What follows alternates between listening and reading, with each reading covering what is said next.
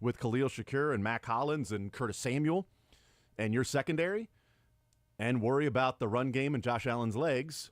And, we'll see. Because the Ravens, you had to worry about Lamar Jackson's legs, and he ran the ball 16 times, but Isaiah Likely went off. And they didn't have an answer for Isaiah Likely. Well, in the past, they've shaded towards Stephon Diggs and Dalton Kincaid, Dawson Knox. Those are guys that have, Gabe Davis, obviously, in 2021 with his 200 yards receiving and 4 touchdowns in the 13-second game that went by the wayside, and everybody just simply moved on from that. I love the just small tidbit here. Yeah. Let's branch off very quickly. I love that Gabe Davis, Mike Williams, and Cortland Sutton are like the 3 greatest receivers to ever play against the Chiefs. It's never like Josh Palmer, too. Palmer. But or is it Trey Palmer for the Chargers? It's Josh Palmer for the Chargers, Trey Palmer for the Bucks. Yeah, Josh Palmer. But it just makes me laugh because it's never like I'm trying to think of it's not like A.J. Brown going off. It's not Jamar Chase who's going off. It's these guys, and we're sitting here like, well, yeah, big game day, Gabe, and you look around, you're like, he's brutal. He's not even a good receiver. He had a career game. Like, he had as many touchdown receptions in that game that he did his entire career. The Bills were like, you want to bring him back? And they're like, no, we're fine. We're good. We're good. Yeah, that's good. The Jags are going to pay him too much money, so we're not going to bring that guy back. But yeah, so the Bills-Chiefs coming up this weekend. We'll see what Steve Spagnuolo has to say later on this afternoon or morning. Not afternoon, morning. And then Matt Nagy, Chris Jones. We'll see who else is going to be at the podium today and against Sports or Leisure. We're getting that today. Okay. We're not missing Spags' we will hear it. Good afternoon or morning. We are hearing that. We made sure to get it last week, and then for the first time maybe all year, he didn't present he just walked up and was like, well, we got the Broncos this weekend. Don't really have much to say, so with that, leave it open to you guys.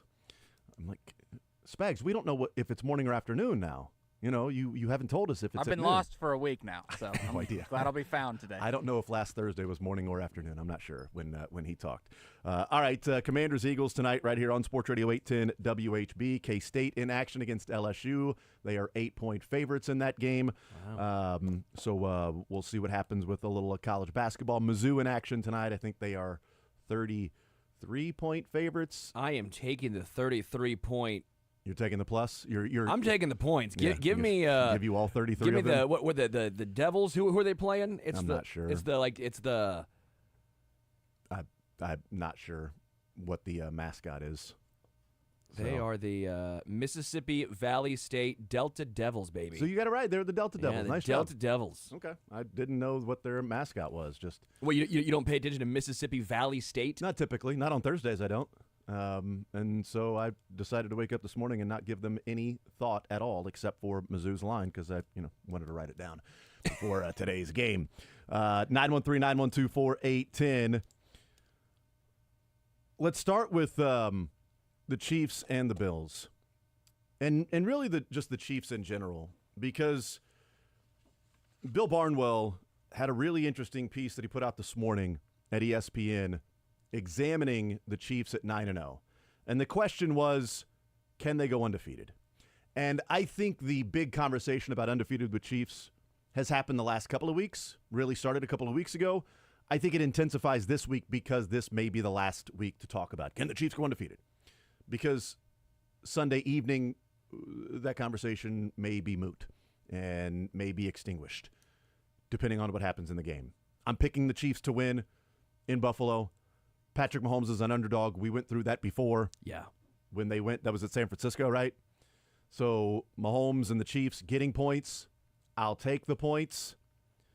They're getting 2 right now. It was at 2.5 yesterday. It was at 2.5. Today it's dropped down to 2. We'll see what it is at game time. But I'll pick the Chiefs to go and win in Buffalo. But I think a big conversation, and it's certainly this deeper dive by Bill Barnwell, looking at all of the teams, post-merger that started out 9-0 and doing a deeper dive sort of study on them. And look, his conclusion is, are they going to go undefeated?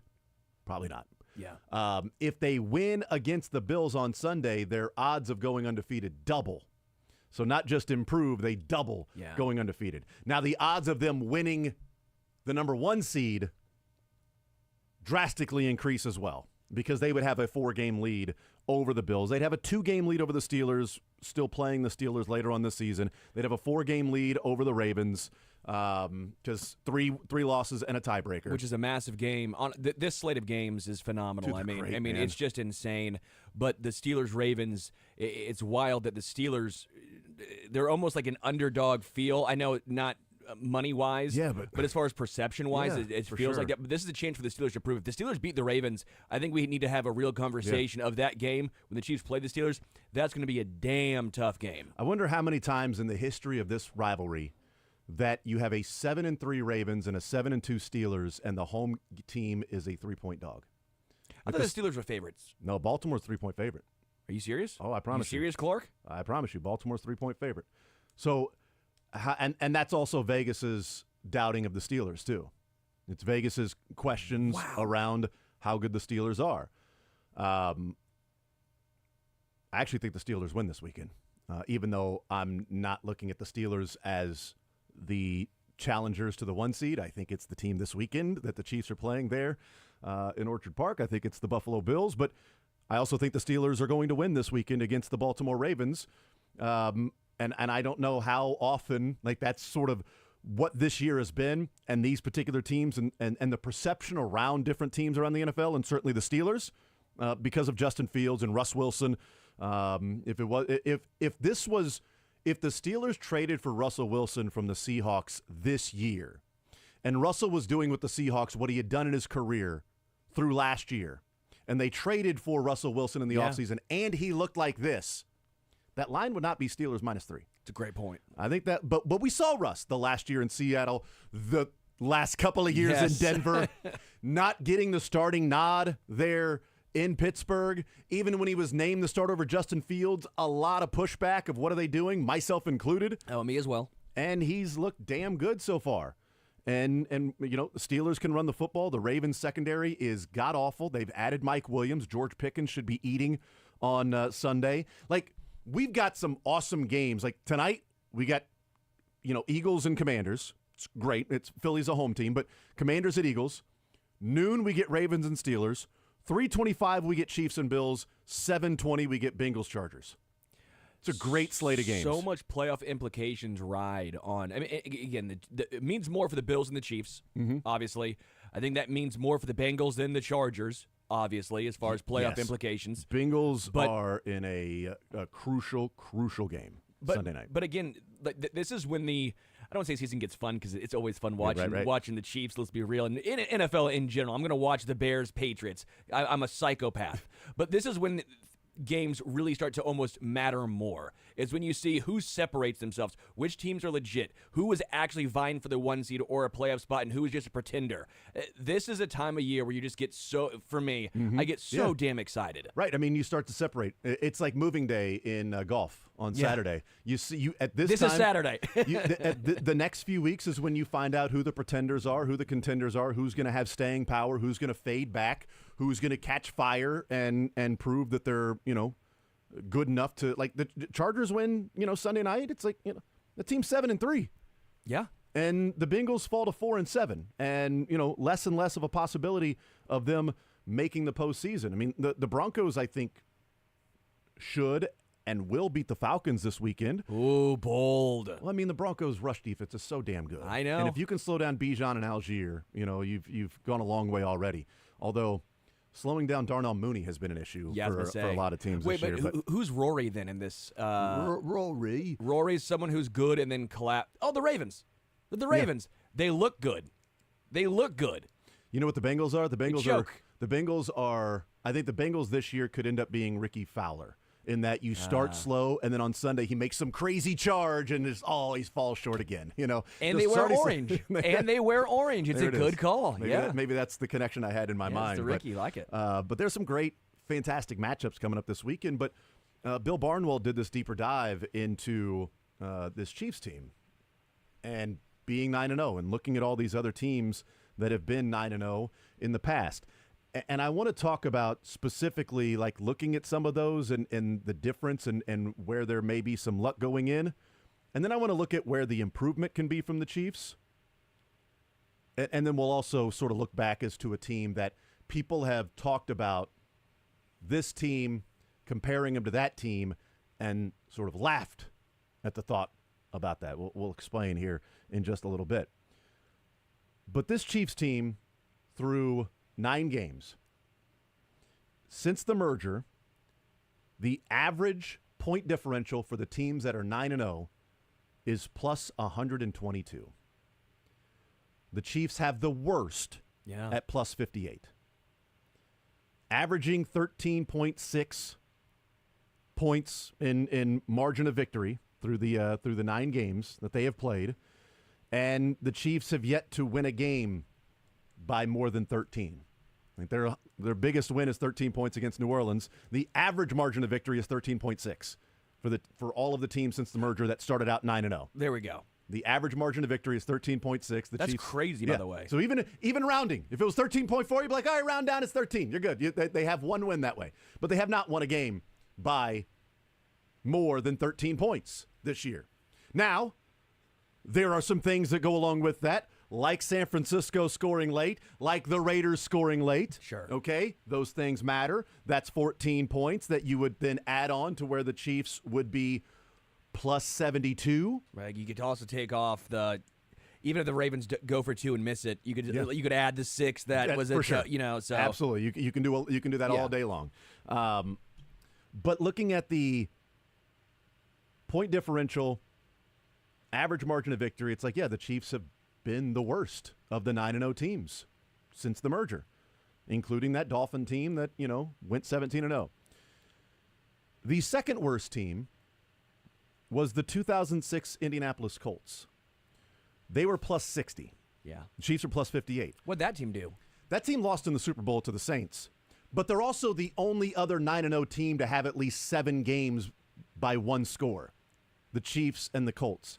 But here's where the comparison comes into where there's context to this, that I'm glad that Bill Barnwell added the context, because I wouldn't be smart enough to go and do this. So Bill Barnwell looking at, again, all of the 9-0 teams. The average strength of schedule for those 9-0 teams. By the way, the Chiefs so far have played the 8th toughest schedule in the NFL. Including the Bills the rest of the way. Including the Bills the rest of the way, they grade out as the 5th easiest schedule the rest of the season. Including the Bills. The Chiefs do? The Chiefs do. Because you have the Bills, Texans, Steelers, Panthers, Chargers. Raiders, Browns, Denver's 500. I guess, man, that's... But with the Bills, they grade out as the 5th easiest schedule the rest of the way. They've played the 8th toughest. The strength of schedule, looking at positive, negative, plus 1 point, plus 1, minus 1. Minus 1 is, a better strength of schedule. It's easier, I should say. It's you essentially a game worse, your strength of schedule of what the teams should be. The average is minus 1.4 of the 9-0 teams, which this year would be the 8th easiest schedule in the NFL. This year, minus 1.4. The Chiefs this year are plus 1.1, which is the 2nd toughest schedule in these 9 games of all the teams since the merger to start off 9-0. It's the 2nd toughest schedule. You want to take a guess as to who had the toughest schedule that started off 9-0? Only other team I've mentioned. The 2006 Colts. Wow. Huh. So the point differential that people are going, they're frauds. They're plus 58. I mean, they're not blowing teams out. Okay, well, they've had the 2nd toughest schedule. It would be equal to the 4th toughest schedule this year. So the 2nd toughest schedule is for any team that started 9-0. The toughest was the Colts in 2006. Also the team that's right there with the Chiefs of the 7 wins by 1 score. Yeah. Plus 60 for the Colts, plus 58 for the Chiefs. So I love that context that's added. I was surprised at the strength of schedule the rest of the way as well, being the 5th easiest, including Buffalo. And if they get by Buffalo, now you're talking about Carolina, Las Vegas, home game against the Chargers, home game against Houston. So where you're going on the road versus teams you're at home matters too. Sure. Your tough games after Denver or after Buffalo are going to be Chargers, Texans, Steelers, and Broncos. Well, you get Carolina on the road. You get the Chargers at home. You get Houston at home. You got to go to Pittsburgh and go to Denver. So you get some of those teams at home already.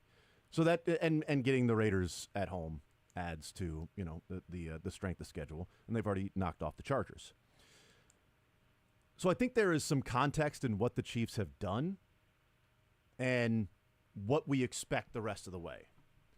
Now, on the other side of the break, as we get ready to look at this Bills team, there is some luck that has gone into what the Chiefs have done, but where can the Chiefs improve to where that plus 58 looks more like some of these other teams that we've seen get past 9-0, get to 10-0, 11-0, 12-0. By the way, that Colts team lost in their 10th game. They started 9-0, they lost their 10th game. They ended up 14-2, and they lost to the Saints in the Super Bowl. 2006.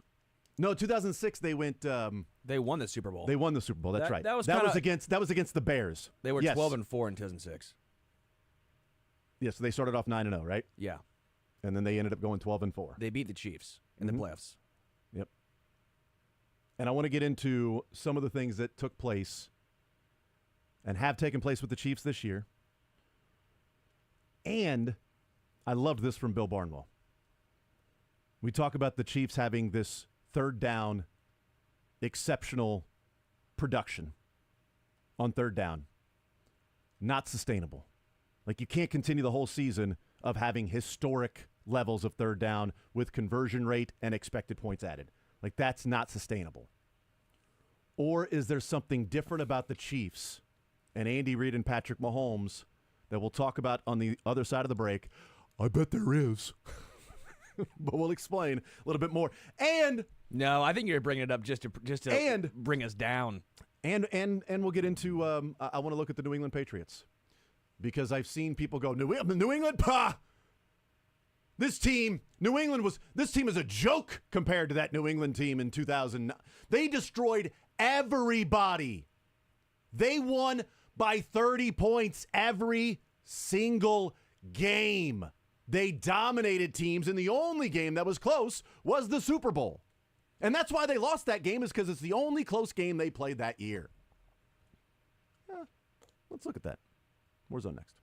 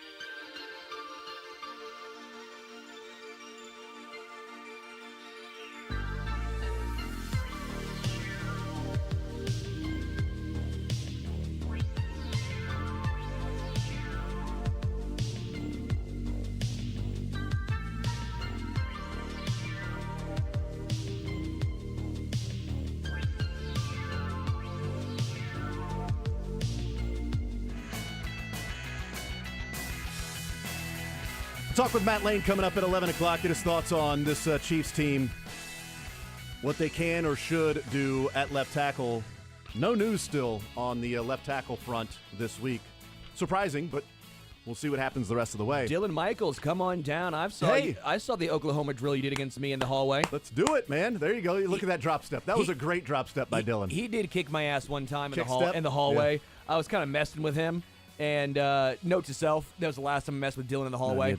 You don't want to mess with him. I was like, Oklahoma drill, baby. And all of a sudden he got down and I got rocked. And I was like, oh, baby. These hallways are pretty small. Not a lot of room for me to operate here. I got a rule that I'm not going to fight somebody who has a big beard and shaves his head. Not bald, but shaves his head bald. Yeah, good call. Yeah, that's just a rule. Dylan That's may have had the long on-site. locks at that. He might have had the hockey hair at that point, which is even dumber. yeah. That he had the hockey strength coursing through his veins. Yeah, he had the man bun and the beard, or man bun and the fresh face. Did you have No, I never go fresh face. Okay, so you had a beard and a man bun. And Beard and then, man bun. Yep, and then you shaved. Yeah, Dylan remembers. Good for you. Last time I tried him in the hallway. Yes. Now, if you want to know how great Dylan is, Dylan grew the hair and shaved it so he could donate it. So that's how great Dylan is. Yeah. So, Had to do it. that's how awesome he is. 913-912. So I can't make fun of him for having a man bun. One, because he would kick my ass, and two, he did it for an awesome reason. Gentle giant. You are a gentle soul, I can tell. 913-912-4810. The Chiefs have had some luck go their way, right? I mean, they didn't force Evan McPherson to miss an extra point in a game in which the Chiefs won by 1. That wasn't something that that wasn't Leo Chanel blocking the kick, right? They didn't necessarily. We talk about the toe being out of bounds. He was hit from behind while he was landing. Nick Bolton did hit him, push him. I still think, though, Isaiah Likely played that poorly. Because when you see the play, he's open, and while it's taken a while for Lamar to find him, he keeps fading back to the back of the end zone. To the point that when he catches it and gets hit by Bolton, that right foot steps out of bounds. If he just stands still and is a statue, he catches it, Bolton hits him, he gets both feet down. But he kept sort of like fading back and waving, but he kept, taking a step and a half towards the back of the end zone. And I think that may just be natural, right? You're just sort of there. You're already running that way, and as you turn around, you're sort of separating yourself from the linebacker Just that's in drifting front of away you. from him, yeah. Right, but that's also he could have played that better. So is there a little luck in there? Yeah, luck that he, didn't play it, the way that he probably should have. But also, you can take advantage and create your own luck by Nick Bolton pushing him, being there, knocking him out of bounds by, a couple of centimeters. But one thing that I thought would be a complete change this year was the turnovers for the Chiefs and the fumble recovery rate. Chiefs were one of the worst teams in the NFL last year at recovering fumbles. Now, it has been proven in the NFL that causing fumbles is a skill, forcing fumbles is a skill, recovering them is luck. If you take 100 teams and 100 games, it's going to be around 50%. Bill Barnwell looked at all the teams that had like a sub 40% fumble recovery rate over the course of the year. The next year, crazy. The next year, those teams recovered fumbles at a 49.96% rate. So it went to where it was supposed to go, right? Yeah. Recovering fumbles. Water finds his level. Typically 50-50. Last year, the Chiefs were at 40%, one of the worst. This year, they're recovering fumbles at 31%. That's 30th in the NFL. How many fumbles have there been? There have been 16. They fell on 5. Yeah. So it's 9-5, and it should be 7-7. So there's 2 fumbles that they could have recovered along the way that maybe a game goes one way or another. Sure. Maybe a game. Now, they could have only fallen on 3. Could be 3 and 18, or 3 of 16. So it could be 3 and 11. That would be, it's going to be your bowl. But you get the point. The zone. Good at math. Right. 5 of 16. So that's 9 and 7. So it'd be 8 and 8. So it'd only be actually 1 fumble. But you get the point. Yeah, we mess up on math on purpose. We're not nerds on this show. I even wrote it down. I wrote it in my diary. Said Sterling told a joke today. I wrote it in my diary. So they are at 31%. 5 of 16. They should be at 8 of 16. Yeah. To be at 50%. You get the point. So if they were at 11 lost fumbles, 5 fumble recoveries, it could be 3 and 13. It could be 8 and 8. So maybe that changes a game that they won by 10, they win by 17. Sure. Or they only scored 20 points in this game. Okay, maybe they score 30. Well, Carson Steele, I mean, early in the season, though, a couple Chargers. of fumbles, yeah. The Charger game. They're driving down the field against the Chargers. He fumbles. The Chargers go and score. They're down 7-0. Yeah. To the Chargers. They could have been up 7-0 and then the defense out there against the Chargers. So who knows what happens in that game? You know, butterfly effect. I don't know. Maybe if he doesn't fumble, they lose the game. Who knows? All right. It was a big fumble. It was actually an important. Who's to say what would have happened in that particular game? So does water find its level with the fumbles and the Chiefs fall on more? That'd be great if they do that this weekend. They still can't win the turnover differential. They're still they were minus 11 last year. They're minus 4 this year. So they are 20-5 or 20-6. So they lost 6 games last year, right? Yeah. Because the Raiders game was their 6th loss on the season. So they were 9-6 going into that, coming out of the Raiders game. They won the next 2, so 11-6. So they've got 6 losses and 20 wins, and they're minus 15 over the last 2 regular seasons, or year and a half. Like, that's not the way that it's supposed to be. Correct. So does that, find its level as well? But the third down EPA is what I think, when I've seen some people go, this can't continue, this is where the Chiefs have won games, and you can't rely on just getting bailed out on third downs every time. Now, they do have the shortest distance on third downs to go. They are 18th in the league on first and second down, but that's because they typically just simply get 3 or 4 yards on first and second down, and it sets up third and 6. They don't have many negative plays. They have a couple, not many. They had a huge negative play with Xavier Worthy's reverse against the Tampa Bay Buccaneers on Monday night for no reason. And they ended up punting. And that was also getting sacked and taking them out of field goal range. But they ended up punting on that particular drive, and they were just driving down the field doing whatever they wanted at that point. So we've seen them do some of those things before. Looking at the Chiefs on third down expected points added, this is what's fascinating for the Chiefs and Patrick Mahomes and Andy Reid. This, to me, is a Patrick Mahomes stat. So if we look at first and second down, Andy Reid with Patrick Mahomes, here are the rankings going back to 2018. 2018, they were 4th in the league, then 3rd, then 5th, then 17th, then 1st, then 7th, then 18th. So this year they're 18th. It's the worst they have been on first and second down. By 1 spot. By 1 spot. That's exactly right. Here are the third down expected points added with Mahomes and Andy Reid. 1, 8, 2, 1, 1, 13, 1. So what's more likely to happen?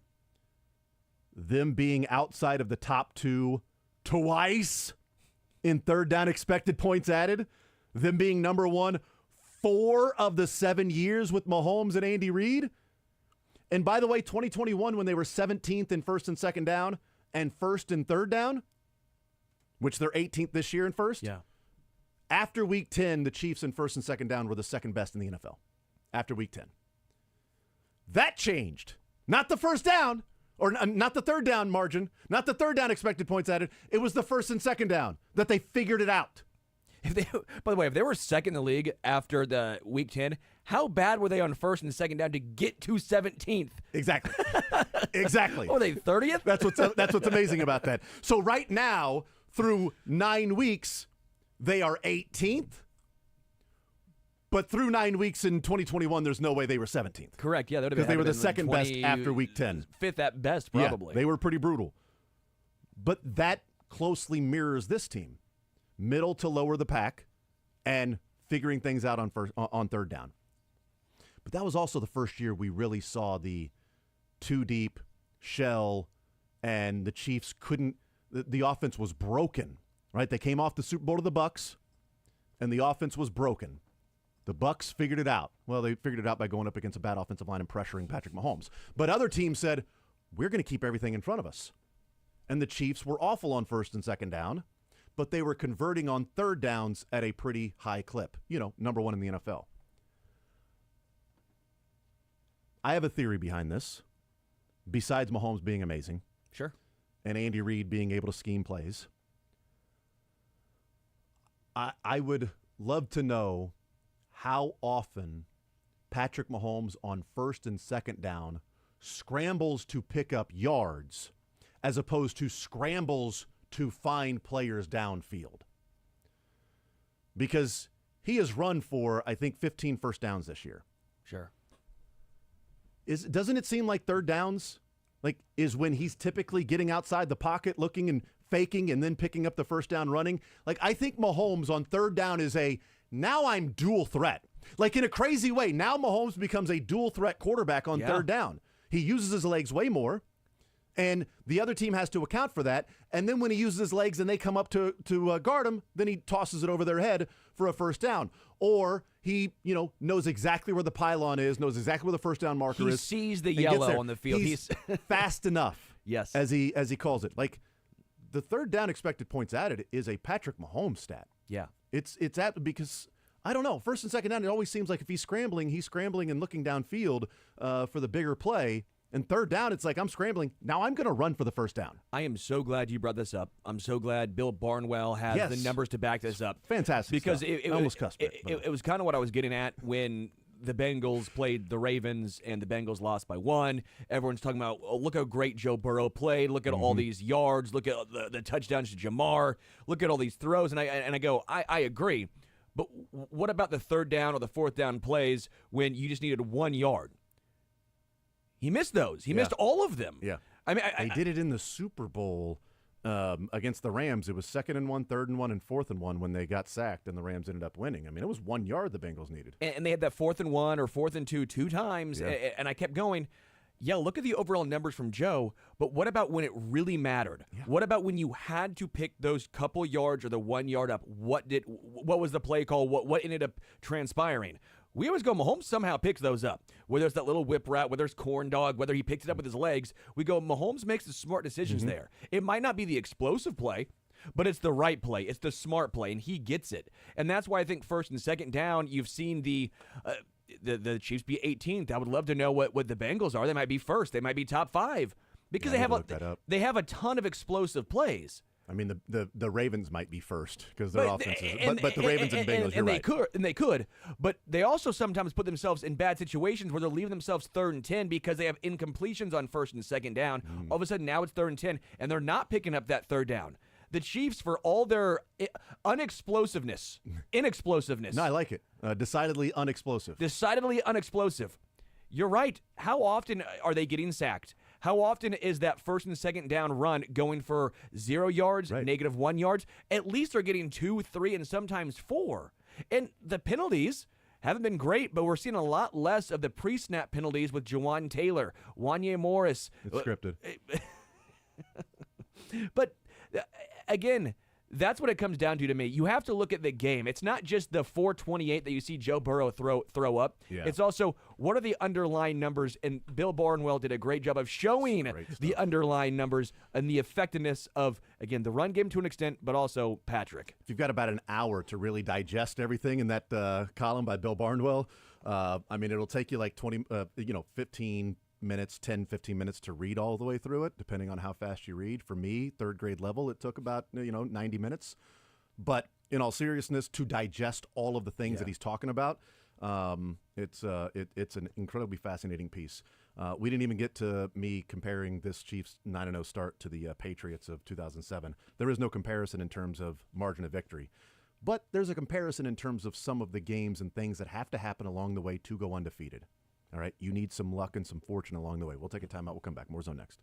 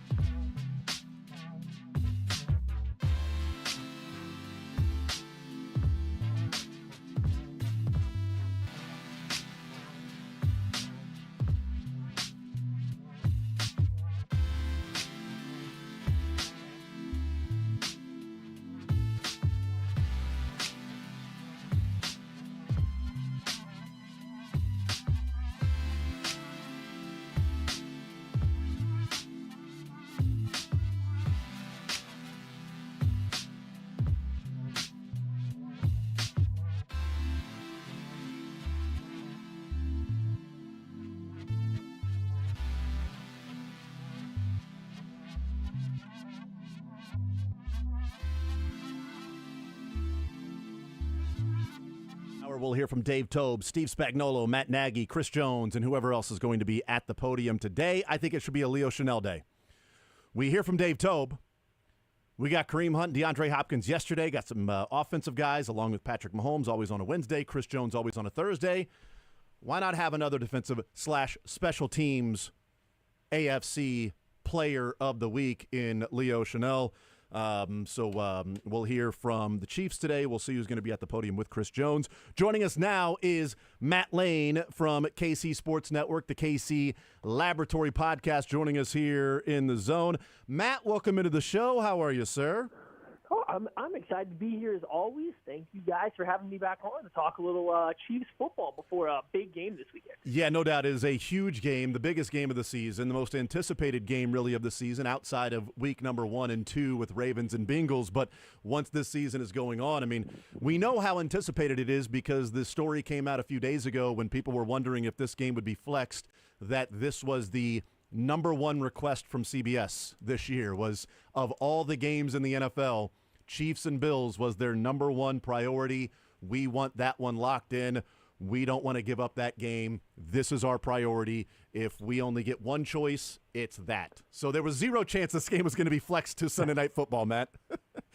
Yeah, no, absolutely. I mean, this game, whoever has this game initially is keeping it forever. And, I mean, realistically, this is a pretty good time, right? Like the time slot that it's in. This is a big time. This is a big time for a game. I understand people wanting the prime time, but at this point in the year, you got bye weeks. You're going to get plenty of eyes on this game around the NFL, despite it not being an island game. So, need the Chiefs to keep up that undefeated luck.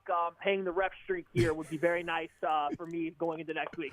Yeah, the other two games that start at 3:05 are the Falcons and Broncos and Seahawks and 49ers. So the rest of the country will get Chiefs and Bills at 3:25 on CBS. Well, those games are on Fox. 3:25 on CBS. It is a fun slate. Like with tonight, the Commanders heading to Philadelphia, and then at noon we get Ravens and Steelers, 3:25 Chiefs and Bills, and then that night Bengals Chargers Sunday Night Football. So we got a fun week, and then Monday night we cap it off with Cowboys. Whoops. Okay, whatever. Oh, so you get a Cooper Rush, baby. Come on. Ooh, but in the week in a rush. Yeah, it's in Dallas. You don't even have to deal with the sun. No, you got to deal with the moon. They're good. The moon, as Jerry said. Where's the moon? Where's the sun? I don't know. Yeah. Do we know where the moon is at that time? Like they got that information a year in advance about the sun. I don't know what their moon advanced scouting department's doing right now. Oh, it's such a great point. I didn't even think about the fact that night game, and now we can have fun with the moon with Jerry Jones. Matt, me some glory hole. There we go. That's some people call that the moon. I'm not sure. Matt Lane is our guest. KC Sports Network, KC Laboratory Podcast. All right, Matt. Luck, attention to detail, execution, fortune. How do you sort of balance what the final play of the game against the Broncos was on Sunday? Oh, I mean, it's there's that. How do I say this? There's luck. There's definitely a lot of luck involved, and that luck was that they didn't block the previous two kicks that they nearly blocked. Because if they do that, then they're not blocking the game winner, right? Great point. And it was obviously attention to detail that keep them off on this is a possibility. And, it doesn't even take that much attention to detail. If you watch any Broncos game over the past month, the same thing was happening. They just happened to notice that and started to take advantage of it. And the luck was they just didn't quite get home on some of these earlier kicks, or the Broncos probably make sure it doesn't happen again. So, from that perspective, there is luck. But in order to have luck, you got to put yourself in position to get there. Like, you have to put yourself in position to be lucky, which requires preparation, execution, everything else that goes into playing football. And do I think the Chiefs put themselves in position to be lucky more than 31 other teams? Absolutely. But that's just good. That's a good football team, not just a team that is getting by, based on some kind of black magic ritual that they are doing in the parking lot before the game. I know the answer to this because it's the Chiefs and a dynasty, and people are in there rooting against the Chiefs era. Some of it has to do with Taylor Swift and her era, but there is this, 31 other teams and fan bases that are, against the Chiefs. It's Chiefs versus everybody, right? We talk about luck, and again, I know the answer to this, Matt, but I'm just curious from your perspective as, watching the NFL and all these different games and studying it. There's so much of an acknowledgement of things that go your way when you're winning, and it's easy just to gloss over. Like, people continue to say, boy, they got a fortunate penalty against the Bengals. that came after an unfortunate penalty against the Chiefs that set up a 4th and 16. They had already converted a first down on 4th down and had the ball. It's 4th and 16 because of a penalty. So it was an unfortunate penalty followed by a fortunate penalty. Wouldn't those things offset? In reality, those would be offsetting penalties, right? And the toe by the Ravens, and again, Nick Bolton did push him, right, at the last second. So throws him off balance a little bit. So there's that element too. But Matt, how much should we acknowledge how the Chiefs have been unlucky in they're recovering 30% of the fumbles right now. There have been 16 fumbles. They should have recovered 8. They've only recovered 5. They are the 30th worst team in percentage-wise of recovering fumbles this year. Theirs or another team, the ball has hit the ground 16 times. They've fallen on it 5 times. That's not typically what is supposed to happen. But also, injury luck is so dismissed around the NFL with the Chiefs and winning some of these games. How many teams would be 9-0 with losing their wide receiver 1, their wide receiver 2, their running back 1, their cornerback 2? Like that seems to be ignored, right? Is the lack of injury luck that the Chiefs have faced this year. Their unlucky injury. Yeah, and so for the injury perspective, yeah, 100%. And I guess it's a little bit of payback to the past few years of being a very, very healthy team, right? Touche. They kind of scooted by the past previous years, That's but true. they're dealing with it and they're 9-0, and it's just. Luck is such a and momentum and all these things that you can't quantify going into football. It's very difficult, and it doesn't mean that stuff like that doesn't exist on both sides, good and or bad. It's just it's more about the preparation and being there. So we can say the Chiefs are lucky versus unlucky, but they're getting themselves in all those spots. And I do think that people, especially fans of other teams, are very quick to dismiss bad luck, not collecting a fumble, not doing X, Y, or Z. The injuries, Tipped a bad ball penalty by a call. defensive lineman that falls right in his hands after batted straight up in the air. Those are ignored. A You're wide very receiver quick- falling down. You're for an very quick interception. to dismiss those things and be like, oh, yeah, that just happens. That's the sport. But when it's a positive thing for the team that you dislike and want to see fail, it's no longer just part of the sport. It's now some kind of luck. It's now just some kind of mysterious thing that we can't figure out anymore. And the Chiefs are the only team that get it. And even going to the penalties, the Chiefs aren't getting favored by refs. And so we're talking more about luck, but the Chiefs aren't getting favored by refs. They're just on prime time 3 out of every 4 weeks. You see all the missed calls that happen in that game both directions. You don't see how many times face masks are missed at the end of the Vikings games, right? We do the one time it happens. And last We week don't- with Bengals and Right. Ravens, I mean, they missed We don't see 2 it. face masks. We don't see it week after week after week with all of those teams anymore, Yeah. like you have for the Chiefs in the past 4 years. So it's just, you kind of at this point in time, it's kind of funny. Yeah. I almost wish the Chiefs keep winning games by silly ways. If the Chiefs could win this game by the Bills having to punt up by 1 with a minute left, and they snap it out of the end zone, completely unforced safety for the Chiefs to win the game, I think that would be perfect. That would be one of my favorite ways to win this game now, just to fully lean into the bit. No, it's got to be a non-controversial penalty that is incontrovertible in whether or not it's a penalty.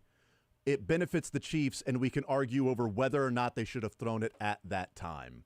That's the way you beat the Bills on the road. I mean, that then completely continues to buy in, and people's heads will start exploding. They will spontaneously combust, even in a cold stadium there in Buffalo. That's the way to do it, especially with Bills, Mafia printing out Buffalo versus refs shirts for this weekend. So it's got to be an incontrovertible. Everybody agrees this is a penalty, but we just argue whether or not you can call it at that time. Teron Johnson's holding Travis Kelce's helmet by the face mask at the 50 as Kelce right. gets tackled 5 yards away. That's right. That's Not a right. face mask. On the 4th down. Of course they're going to extend that drive. And then the Butker kicks a field goal that doinks off the upright and goes in. Oh, let's go. Matt Lane is our guest, KCS and KC Sports. But it's fading right. It starts to go right. No. It starts way left like it's going to miss, then goes wide right down the middle of the field goal, the pipe. See, I think, wouldn't it be better, though, Matt and Dylan, if it starts wide right and then it corrects itself Yeah. and slides right inside the right upright? Oh, no, I want a double doink. I want a double doink to go in. That's what I'm pulling for here. That's in Chicago. That would be beautiful. Matt Lane is our guest. All right, Matt. This Chiefs offense has looked good and bad throughout this year. At times, it's looked like it is playing in sand, and at times, it has looked like, okay, there we go. This looks like a little bit of the Chiefs offense of old. First and second down, they are 18th in the league in expected points added per play. On third down, they're first in the league in expected points added per play. Bill Barnwell went back and looked, and on third down with Patrick Mahomes and Andy Reid, dating back to 2018, this is from 2018 to current, their third down expected points added ranked in the NFL. First, 8th, second, first, 13th, first. So I'm assuming the third down is not a fluke. First and second down seems to be the issue. What are you seeing from this team as to why they are bottom half of the league in early down expected points added, and they are awesome on third down? Is the third down stat, is that a Mahomes and Andy Reid / Kelsey stat, essentially? I think it's a lot of this year. It's a lot of a Mahomes stat, and I think there's a reason. Andy Reid's going to get credit, and Travis Kelce obviously deserves credit too. But this year in particular, it feels like it's a major Mahomes stat, and you can look throughout his entire career. He has been third down is it's the Mahomes down. It's the down where he absolutely has always separated himself from all of the quarterbacks. And you look this year through the first part of the year, everyone's talking about how this offense is struggling. But when you limit stuff to third down, it's like, wait, Patrick Holmes is still the best quarterback in the NFL on this down that matters the most. So that one's, I think that's majorly a Mahomes stat. The early downs and why it's not working there, though, I think there's a positive-ish and a negative reason it's not. The positive side is they're running the ball more this year, and they're very successful running the ball. They get positive yards. They are having a productive down when they run the ball. The problem is 3.5 yards is a productive, successful down. 3.5 yards doesn't really add a lot of points. That's not worth a lot of expected points. You pick up 3.5 yards. But when you can do that 2 plays in a row, when you consistently give yourself 3rd and 3, 3rd and 4, 3rd and 5, instead of these 3rd and longs, all of a sudden that allows you to be better on third down. So the Chiefs offense right now is entirely geared towards holding the ball, shortening games a little bit on the offensive side. They are the time of possession team this year, and then letting Patrick Mahomes and Travis Kelce and Andy Reid and now DeAndre Hopkins execute on third down, pick up a new set of downs, rinse and repeat all the way down the field. That's what they're doing, and they've been great at it. The reason, though, it doesn't add a lot of points per play because you aren't doing it in chunks. Now, the negative side of it is, well, pass protection's been up and down this year, right? Like they're trying to get into their play action game. They're trying to push the ball a little bit more on early downs, like we all spent the offseason talking about, and they're trying. Just sometimes the pass protection's not holding on. Sometimes receivers and Mahomes are on a different page, so they're taking more vertical shots. They're trying to push the ball downfield on early downs, and they just haven't been very good at it, to be blunt about it. So that's where another reason you see those expected points being added on early downs just not working out, because they just simply haven't been very good, and that's when they're trying to push the ball downfield the most. Visiting with Matt Lane, do you think then first and second down is a stat that will be improved upon, while third down remains? It doesn't have to be a wide gap on third down, which it is right now for the Chiefs on expected points added and also conversion rate. There's a decent gap between first and second. And to your point about Patrick Mahomes, on first and second down this year, expected points added, he ranks 23rd. On third down, he ranks first in the NFL in expected points added on third down. So he is the best quarterback in the NFL when it comes to third down. As you look at first and second down, is this just a product of how the offense is put together now with the injuries to Hollywood and Rashee Rice, having DeAndre Hopkins back, but whatever the offense was going to look like before the season, with Kareem Hunt being a guy that isn't as explosive as Isaiah Pacheco, but we're not getting any of the negative yards. We're not seeing that with this team on those first and second down carries. Is first and second down an area where the Chiefs have, let's just say, expected improvement, or this is how they're made and they keep being successful on third down, or the offense will take a step back? I think that they I think it'll get better. Like as the year goes on, I would definitely expect that to get better as they get more. Like you got to remember, this offense went through like a fair amount of changes, right? Like you lose Hollywood Brown right in the middle of the preseason, so you have just a couple weeks to revamp what that passing game is going to look like there. Your vertical wide receivers go from mainly Hollywood Brown with mixed in with some Worthy and some Justin Watson to, now it's mainly Xavier Worthy, a rookie, and Justin Watson. And then a couple weeks later, you use Rashee Rice, who's your entire middle-of-the-field wide receiver, not accounting tight ends, but he's your middle-of-the-field wide receiver.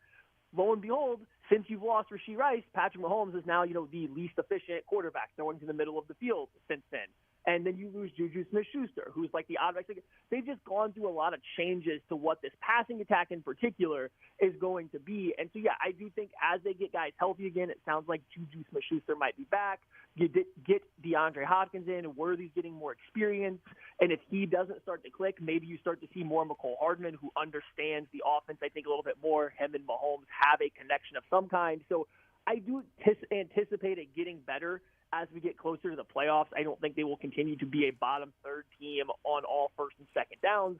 It's just they've had a lot of changes they've had to deal with kind of on the fly this year, and it still has never reached the as bad as it was last year. They've still always been better than that because they have the run game they can rely on. And once Pacheco comes back, I have a feeling that will maintain what it is. It'll still be the same. They can lean on it even more because they'll have another fresh set of legs back there. So I do think it gets better as the year goes on, as the chemistry continues to build, as they figure out what they want to do.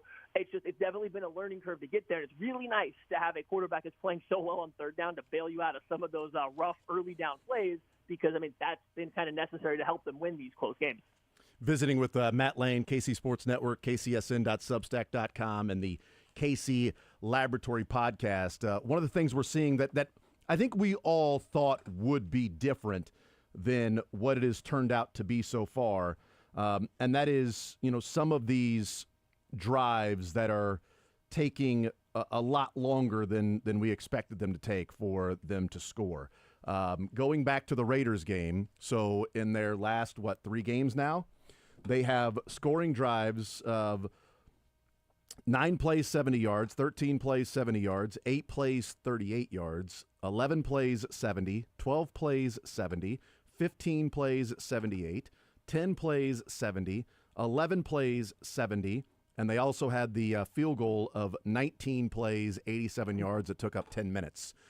Is that sustainable for this Chiefs team if that's how they're scoring touchdowns? Yeah, I think it is. I do think that is something they can keep up. The big thing is you got to make sure you convert in the red zone, right? And then past week against the Denver Broncos, we saw the red zone offense take a slight, or even if you extend it out to like the 30, you saw that red zone, green zone offense take a slight step back, and that made the game a little dicier. Whereas if you look at the couple weeks prior, they had emphasized executing in the red zone, and they did, and then that makes the offense look better. So I do think it is sustainable to have this time of possession controlling team. Eventually, someone is going to come out and challenge the Chiefs to really throw the ball over their heads and hurt them downfield. But I think teams saw just enough early on of Worthy beating them vertically. They saw just enough of opportunities that maybe were missed of Worthy beating them deep. You had a couple Justin Watsons. You had the Rashee Rice one before the injury. The Chiefs had flashed enough early in the year that if you're going to give it to them, they will take the deep shots. Someone's going to make them go back to that. It's been a while since that felt like it's had a huge impact on the game. So someone will make them go back to it, and then we'll see how that adjusts, see if they could still drag these drives off when teams are playing a little bit tighter to the line of scrimmage, making them push the ball downfield. But until they do, as long as teams respect the vertical pass against this team, I see no reason to think they won't continue to pick up 3.333 yards on the ground every run and then get yourself to where Mahomes is going to do whatever has to be done on third down over and over again. I mean, this is a long sample size. This is what they did in 2022. That offense that was extremely efficient, one of the best in the NFL over a good chunk of time, this is what they did. They just drove down the field, controlled the ball, executed when you want. They just looked a little prettier that year because teams weren't quite ready for it. Teams are trying to figure it out now, but it's still the same concept. Yeah, and that 2022 offense, they were first in early down expected points added and first on third down expected points added. They were just efficient as hell. Visiting with Matt Lane, KC Sports Network, KC Laboratory Podcast. All right, let's talk about the left tackle situation for this Kansas City Chiefs team. What do they do moving forward, do you think? I'm quite frankly surprised that we haven't heard a name being brought up of talking to or working out this week to help out with Wanya Morris after, as a backup to Wanya Morris, as a just in case break in case of emergency, so that your in case of emergency is not Kingsley Suamataia. But what do you think they do? Let's do a hypothetical. Wanya Morris tweaks the bone bruise again this weekend. If you're the Kansas City Chiefs, Andy Reid, Andy Heck, Matt Nagy, what are you doing? If Wanya Morris gets hurt in this game, you're going to replace him with Kingsley. You're going to try to get out of it with Kingsley, offering the help you can. You probably have a little bit better, I don't want to say plan, because I think the plan was there, but you probably have you've practiced more, you've repped more how you were going to survive the game with him out there. Because it was, even trying to help him last week wasn't working very well. I think you hopefully have a better plan for how to help him and how to make that work, whether it's just leaving an extra guy in the block, whatever it is. You have a better plan. But if Morris is hurt for any stretch, any long stretch, I don't know if the Chiefs can really afford to play Kingsley for multiple games. It's just he impacts too much of what they have to do schematically to protect him. And even then, on those plays, you see Patrick Holmes just physically doesn't look as comfortable. He starts playing rush. He starts drifting away from that side of the line of scrimmage. He's missing throws because he's trying to get the ball out too quick, or just his mental process is speeding up. He just doesn't quite have that comfortability without Wanya Morris out there. So if that's the case, if Morris gets hurt, he's missing time, I think you have to go find Donovan Smith and be like, hey, sorry it took so long, but we need you. Because from what we've seen, I find it really hard to believe that they can come up with something that's going to make 15 feel okay with Kingsley Suamataia blocking him on the blind side for a stretch of these games. It hasn't clicked yet. Would you be in favor, against, if the Chiefs decided that Wanya Morris has tweaked the knee, so he may miss a series or two, if they say we're moving Tooney out to left tackle and Caliendo or Norzad is going to play left guard because we'll take our chance. We get better at left tackle over Kingsley, worse at left guard, but it's not what Kingsley was, and Joe Tooney slides out there to play left tackle until Wanya Morris comes back in that game, or if he can't come back, then you just simply go through that game. Would you be okay with that, or it's, look, man, next man up, you got to go and do your job, and sorry, Kingsley, I know you sucked last week, but you're the backup, so go do your damn job? I think man, that's a tough one. If they have repped it, if they had looked in the mirror, hard at practice, they had to talk with Kingsley, and they said, hey, if this happens again, we're going to go a different route. So this week in practice, we're going to get Joe Tooney some look at left tackle with Caliendo with the ones at left guard and see what that looks like. And they liked it better, and that's something that they had planned on possibly doing, then okay. If they haven't worked on it at all, though, to just show up to the game and be like, hey, potential left tackle of the future who's a rookie, we know you've struggled, so here we're going to absolutely crush your confidence by moving a guard out to left tackle, and you're not going to play at all. So I just feel like that's got to be something that they have prepped for. And if they do it, I would assume they have prepped for it. It's just I would think that you if you lose Wanya Morris middle of the game, you probably have to go back to the next man up approach. Maybe they move somebody that's been predominantly a right tackle in and they get a shot. I think you could live with that even more, and whether it's somebody else on the roster. So I have a hard time seeing them move Tooney out unless they are preparing for it the week of the game. Visiting with Matt Lane, KC Sports Network, KC Laboratory Podcast. All right, this matchup this weekend, heading to Buffalo. What do you think of the matchup, Matt? And obviously a lot will depend on Kincaid and Cooper if they play or not this Sunday. Yeah, this is a game that I think all Chiefs fans circled as a legitimately realistic game the Chiefs would lose in the regular season because the Bills kind of have their number in the regular season. They're a difficult opponent with a very good quarterback who can essentially match, Patrick Mahomes on the field. So it's easy to call this one a potential loss, but then you look at how the teams match up, and almost the more I've talked to people that cover the Bills, the way the two teams play, I kind of like the matchup for the Chiefs a lot. Defensively, the Bills don't have a great pass rush. They essentially like to just rush for. The pass rush is good, but not dominant. They play a lot of zone coverage on the back end. They rely on team defense to not give up explosive plays. Only they've been giving up explosive plays this year since that safety room's turned over. So soft zone coverage that also has some coverage breaks that I wouldn't classify as a fast secondary. That sounds pretty good for what the Chiefs like to do. Maybe you get an Xavier Worthy deep. You have a lot of space for Juju, for Hopkins, for Kelsey to work. So offensively, you kind of like that matchup. you flip it over to the other side, the Bills all year, especially with their wide receiver injuries and stuff like that, they've kind of been a team that likes to go heavier personnel, condense their splits down, kind of play like the McVay, Shanahan style stuff. Well, that plays right into Spags' hands. He's now going to put Leo Chenal out there and Shamari Connor and play big, and you're condensed so he can get into all his blitz packages. He's not afraid of your wide receivers necessarily one-on-one versus all the Chiefs, cornerback injuries and stuff. So from a matchup perspective, I'm kind of leaning towards this is a pretty good matchup for the Chiefs across the board, just the way these two teams like to play. And your big concern just becomes how do you handle Josh Allen if he kind of has a nuclear game? Yeah, I think if Kincaid and Cooper don't play, then you have the Chiefs approaching this a lot like the Ravens, where I'm playing one-on-one with Mac Hollins and Curtis Samuel and Khalil Shakir, and I've got Leo and maybe even Drew to keep an eye on the legs of Josh Allen, and that's how they would get you. Certainly Leo, like they did against Lamar. Lamar had 16 rushes in that game, so I would guess there's somewhat similar.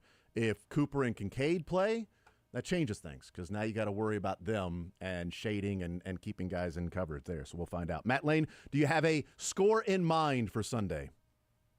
Yeah, I do. Like I said, I think the more I dug into it, the more I kind of like the Chiefs matchup on both sides of the ball. I think the past 2 weeks, not that the Chiefs didn't take the Bucs or the Broncos seriously, I don't mean that, but I do think they were trying to get out of both of those games on both sides of the ball without showing a whole lot. I think they were preparing not to empty the clip versus the Bills, but they didn't want to give the Bills a great idea of what they wanted to do, any of the tricks or any new stuff they were working on. So I think the Chiefs are going to come out with a little bit more energy, but also like a little bit more detailed plan of how they want to play this game. And so I do think they kind of get out to a little bit of an early lead. Maybe we see this defense pass rush start to step up a little bit because they're finally going to play with a little bit of lead. And I think the Chiefs hold on and win this one 27-23. Tight game, but I just think overall at the end that matchup really does favor the Chiefs as long as you don't get Josh Allen plays great while Patrick Mahomes plays average in this one. Matt Lane, KC Sports Network, got you down 27-23. Matt, you're the man. Appreciate it, sir. Enjoy the football. We'll catch up soon, brother. Awesome. Thank you guys for having me on again. Go Chiefs. Absolutely. There's Matt Lane, KC Sports Network, KC Laboratory Podcast. 27-23 winners over the Buffalo Bills. He has the Chiefs this weekend. I'm with him. I like the matchup. The more and more we dive into it, I like the matchup here. We'll take a timeout. We'll come back. We know who is going to be talking today. It'll be the coordinators along with Chris Jones and Trey Smith. So we get Trey Smith today. Hey, I wanted to hear from Leo Chenal, but I will not turn down getting a chance to hear Trey Smith talk. He is fun to listen to. We'll take a timeout. We'll come back. More Zone next.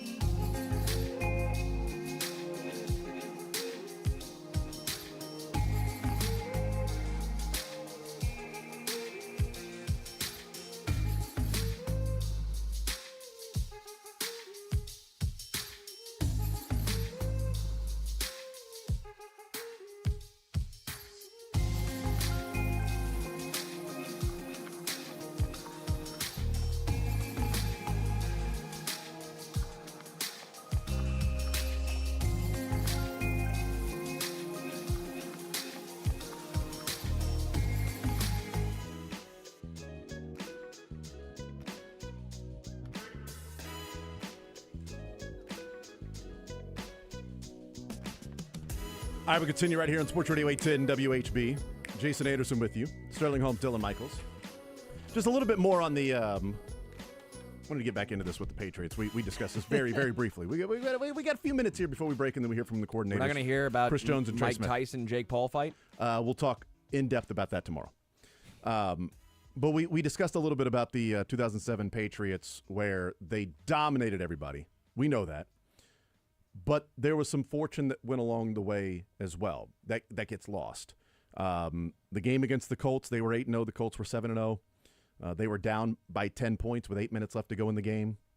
They end up, scoring back-to-back touchdowns. Okay, they had to fight to win that one. They did not blow that team out and rest everybody in the fourth quarter. They were 10-0, facing off against the 500 Eagles at 5-5 on the road against A.J. Feely. And they were +3 in turnovers. They were down 4 in the fourth quarter to A.J. Feely. The Patriots drive and score a touchdown to go up 31-28. The Eagles take the ensuing kick and get a penalty, so they start from their own 8-yard line. Shocker, they benefit from a penalty to the Patriots. The Eagles go A.J. Feely, 8 plays, 63 yards on 2nd down and 4 from the New England 29, down 3. 2nd down and 4. Feely throws an interception. Oh. And the Patriots win 31-28. Should have gone to Kevin Cobb. I agree with that. They were 11-0. They were playing the Baltimore Ravens, who were 4-7. Kyle Bowler versus Tom Brady. The Patriots trailed 24-20 with less than a minute to go in the game. The Ravens outgained them. Baltimore in that game had 13 penalties for 100 yards against New England. 13 penalties, 100 yards. And on 4th down and 5 at the Baltimore 13, one timeout left the Patriots had, trailing 24-20, they get a penalty, a holding call against Benjamin Watson, Mike Tirico, Tony Kornheiser. Let's hear what it sounded like. This is Monday Night Football back in 2007. We're talking about how beneficial the Chiefs have been this year. But let's hear about a 10-second clip of them showing the replay of Benjamin Watson not being held, but a holding call called on 4th and 5. Jermaine Winborn. Closer and closer, and they get reprieves on every 4th down, just like they did there. There was How the call many on can you Benjamin, get? There was the call on Benjamin Watson. That was the flag. So did you hear Kornheiser? They get reprieves time and time. How many can you get?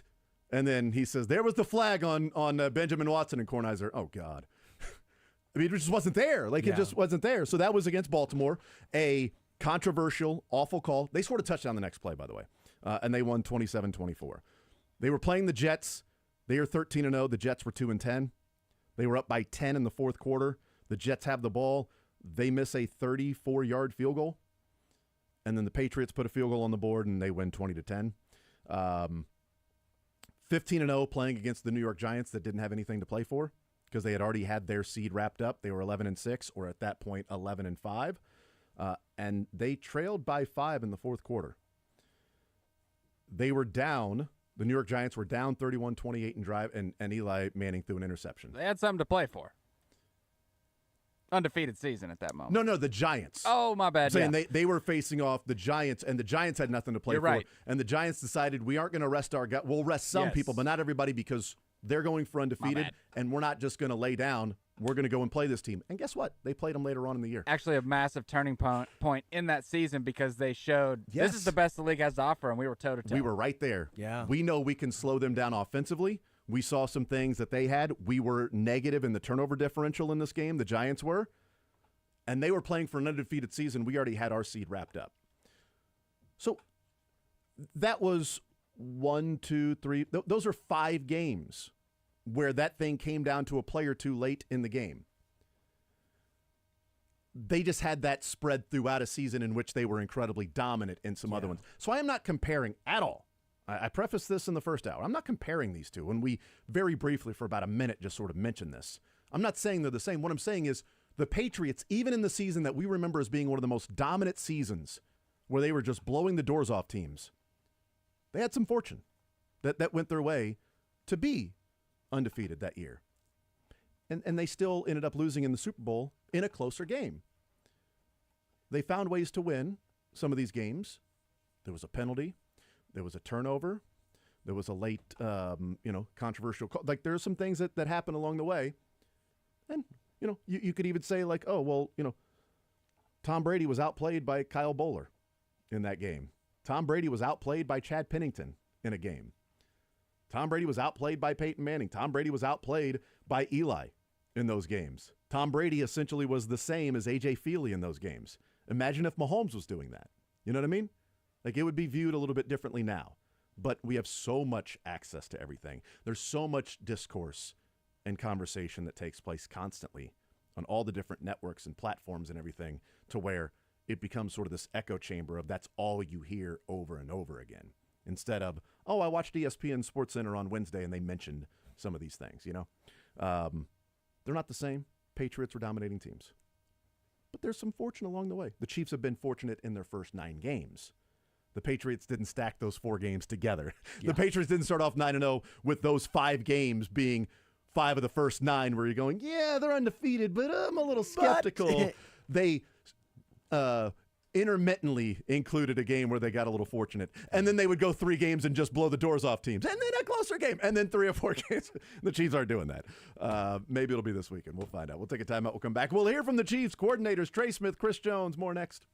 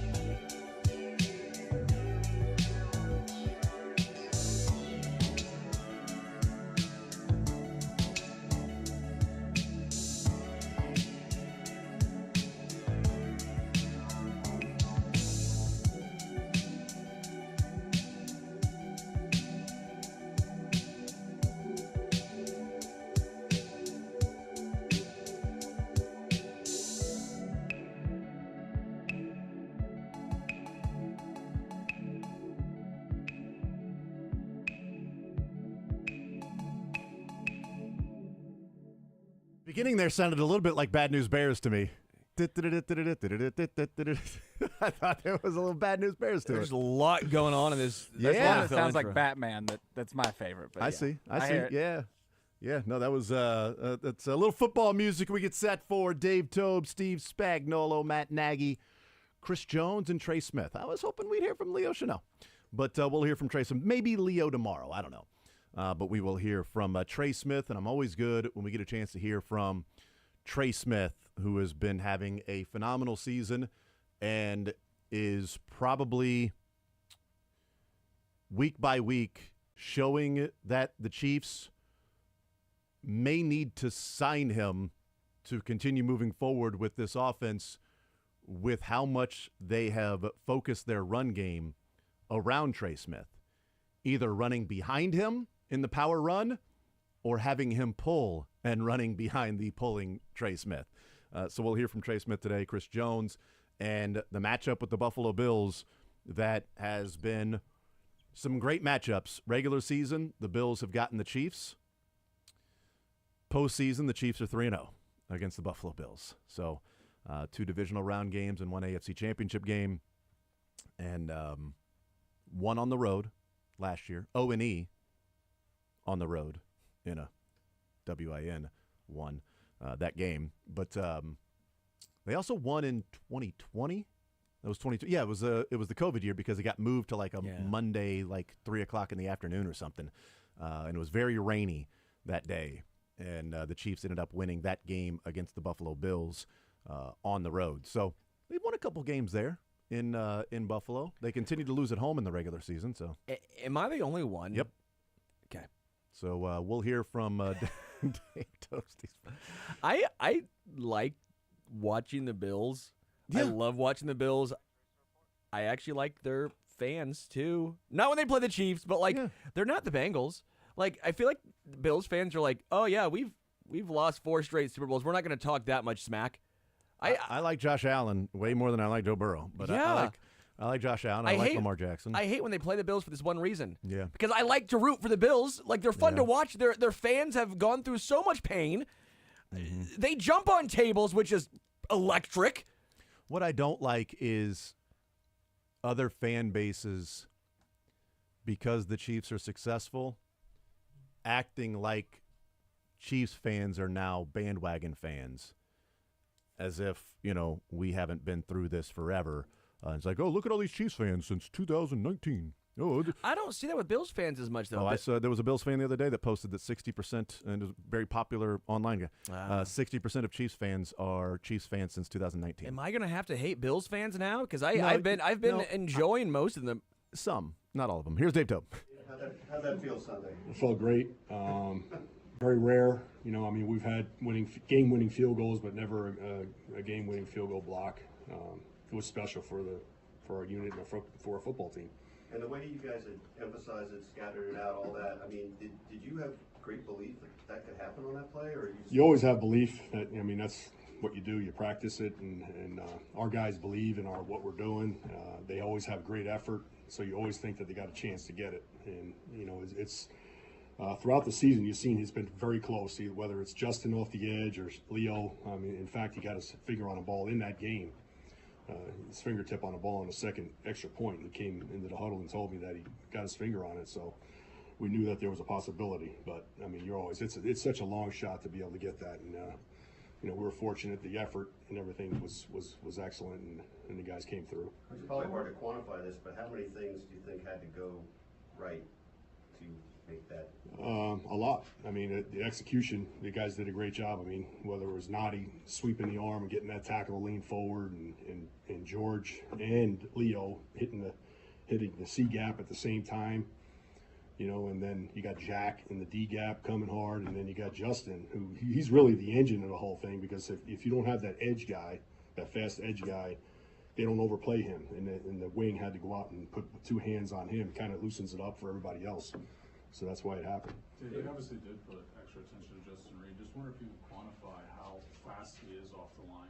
Yeah, he's the fastest I've ever had anybody. His get off, his reaction. What we do is time, how many frames it is until when the ball snapped. How long does it take you to get off? He is consistently under a 10 frame get off, which is by far really, really good. So. Adam? Dave, is there something about Chanel that sort of makes him good at that particular He's the other. I mean, if Justin has the best get off, Leo has the next best. I mean, they're within 1/10, or not 1/10, but one frame less. I mean, it's Leo. Leo is explosive, and he's a bigger guy. Bringing power and explosiveness, to the table, and just the effort that those both of those guys and really the whole unit have, to make that play work. The kickoff before that, just a miss hit by Butker there. The kickoff. Yeah, that was definitely. Yeah, it was a miss hit. We weren't. We weren't trying to kick it to him there. We were trying to kick the ball to the left, and he just had a miss hit. He's a human being, and it happened, and unfortunate. I mean, because it was the lowest of lows for us right there. We put the defense at the 40-yard line, and fortunately we were able to block that field goal to kind of clean that up. Spags said, "A great block." I said, "Spags, we put you at the 40." Because I forgot about that. So, but it was, our field position in that game wasn't great. I mean, we didn't have great field position. That was the best play we had the whole day, really. So, fortunately, it was the last play. Ariza put a couple punts in the end zone. Yep. What's that process like? Our field position in that game wasn't great. I mean, we didn't have great field position. That was the best play we had the whole day, really. So, fortunately it was the last play. Ariza put a couple punts in the end zone. Yep. What's that process like, getting him to kind of be able to kill the ball a little better? Yeah, you want to keep working it. His first game of the year, he put one in the end zone for sure. I remember, and then he got out of it, and now he came back again with he's got a real strong leg. We just got to try to tone it down, and it's just decide whether to go rugby kick or a regular normal punt. Like on the first one, he went normal punt, and then he went rugby and put that one in, and then he got back, into the zone. So we just got to keep working with him. He's young, and he's going to get better and better as we go. We'll work our way back, Blair, and then Dave, you don't have many opportunities to return a field goal attempt, but this one did, and it seems like circumstances are good for that to have success. Yeah, because you got old linemen on the field, and you got a bunch of fast guys, really field goal block, better athletes, and then McCall with the football in his hand. So that's the whole idea of it, is to take advantage of that. So we got the return, you set it up one way, get all those big linemen moving one way, and then you try to come back on them, and you got leverage on them, and that was the whole idea on that play. And they were really smart, because when we called the timeout, they changed. They put 55 in the game on their field goal team to help, because they knew we had a returner in the game. So that was real heads up by Ben Kotwicka, at Denver to do that, because that's the guy that made the tackle. If they would have left 79 in there, I think we would have scored. But you weren't convinced they were kicking there. I mean, you had your defense. No, we knew they were kicking. It was our fault. We didn't get the substitution right, on that play right there. So that's why we had to call a timeout. That was on us. Just going back to that final sequence, you mentioned the lowest of lows, and then obviously the highest of highs. Just personally, what are your emotions during that almost like a roller coaster feeling? Yeah, it's exactly what it is. I mean, that's football. I mean, it's up and down, and on special teams in particular. I mean, you could have a bunch of good plays, one bad play in the day, and that's all you think about. That's all that was your day, that you had a gaffe, So, it's ups and downs. That's the life that we live as special teams coordinators and special teams players, for that matter. last three, we're gonna go Nick, Todd, Vahe. Dave, when you get a moment like that where that play decides the game and a win or loss, how much does that help you emphasize the players of every detail and every play on special teams? What would be the difference? Yeah, that's a great point. I mean, because that, today we watched it, and and I think they have the energy now to go and do something else. They want to do it again. They know they can do that. Now, but we have to, get it up. Maybe it's a punt block, or a big return from McCall. I mean, something. They understand that how important, each and every play is. What was it like watching them back with the group? It was today. We watched it, and it was fun. We turned the TV copy up real loud, so we got to experience it. And we heard the crowd, and I said, "How many of you guys have goosebumps?" And everybody raised their hand. So it was very cool. Couple things, Coach. On that play, they go over to the right to get on the hash they want their kicker on. If they're on the other hash, do you flip your guys, or how do you guys? Yeah, you rush. You want to rush where the trajectory of the ball is going. So if they would have kept it on the left hash, we would have rushed from the left side. Same rush, just would have came from the left side. Personnel, or you just? Yeah, we flip personnel. Yeah. Yep.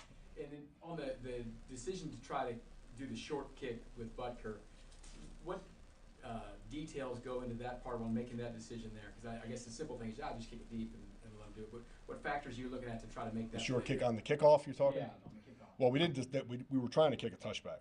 We weren't trying to kick it short. Okay. Yeah. He just had a mishit ball on that one. Last one, Vahe. Dave, after the block, enough guys went for the ball, right? I mean, It's a live ball. Too, it's right? a live ball. They could pick it up and score a touchdown. Yeah. So, I mean, you have to get on the football. I'm trying to remember, were you at Missouri when at Oklahoma State with a blocked field goal turned into a touchdown? No, I don't think so. Yeah. I don't think so. But that's my last year. Detail, huh? Yeah. My last year was 2000 there, so I don't know when that happened. I'm old, Vahe. Thanks, Coach. All right, thanks, everybody. All right, there we go. So we found out that, the question that we had about kickoffs the last couple of weeks, Tampa Bay on Monday night, and then, of course, this past weekend, those kicks that were short, both were Harrison Butker. Here's Steve Spagnuolo, I think. Go ahead, Matt. Are you leaving or I was staying? I thought you were going to take off on it. We had some others going off.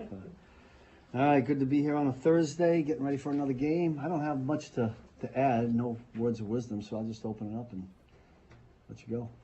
Coach, on the last drive they had where they got down and got in field goal range, and Yeah. you guys didn't get what you wanted out of yourself defensively. Is there any factors that were evident in that drive where you just couldn't get off the field? Well, the 3 third downs are the ones that stick out to me. The first 2, I believe, were in the 1-2 area, so those are tough downs. We gave them a little bit too much on first and second down.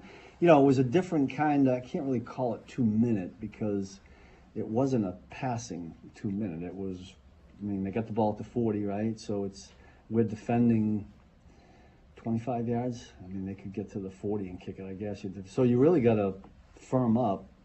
We didn't do that. They drove the key one, in my opinion, was a 3rd and 6. Now, had we stopped them there, they probably would have kicked the field goal there, and who knows what happens. Hopefully Leo blocks it then too. But then we would have to run a clock in a 4-minute drill. But it all worked out.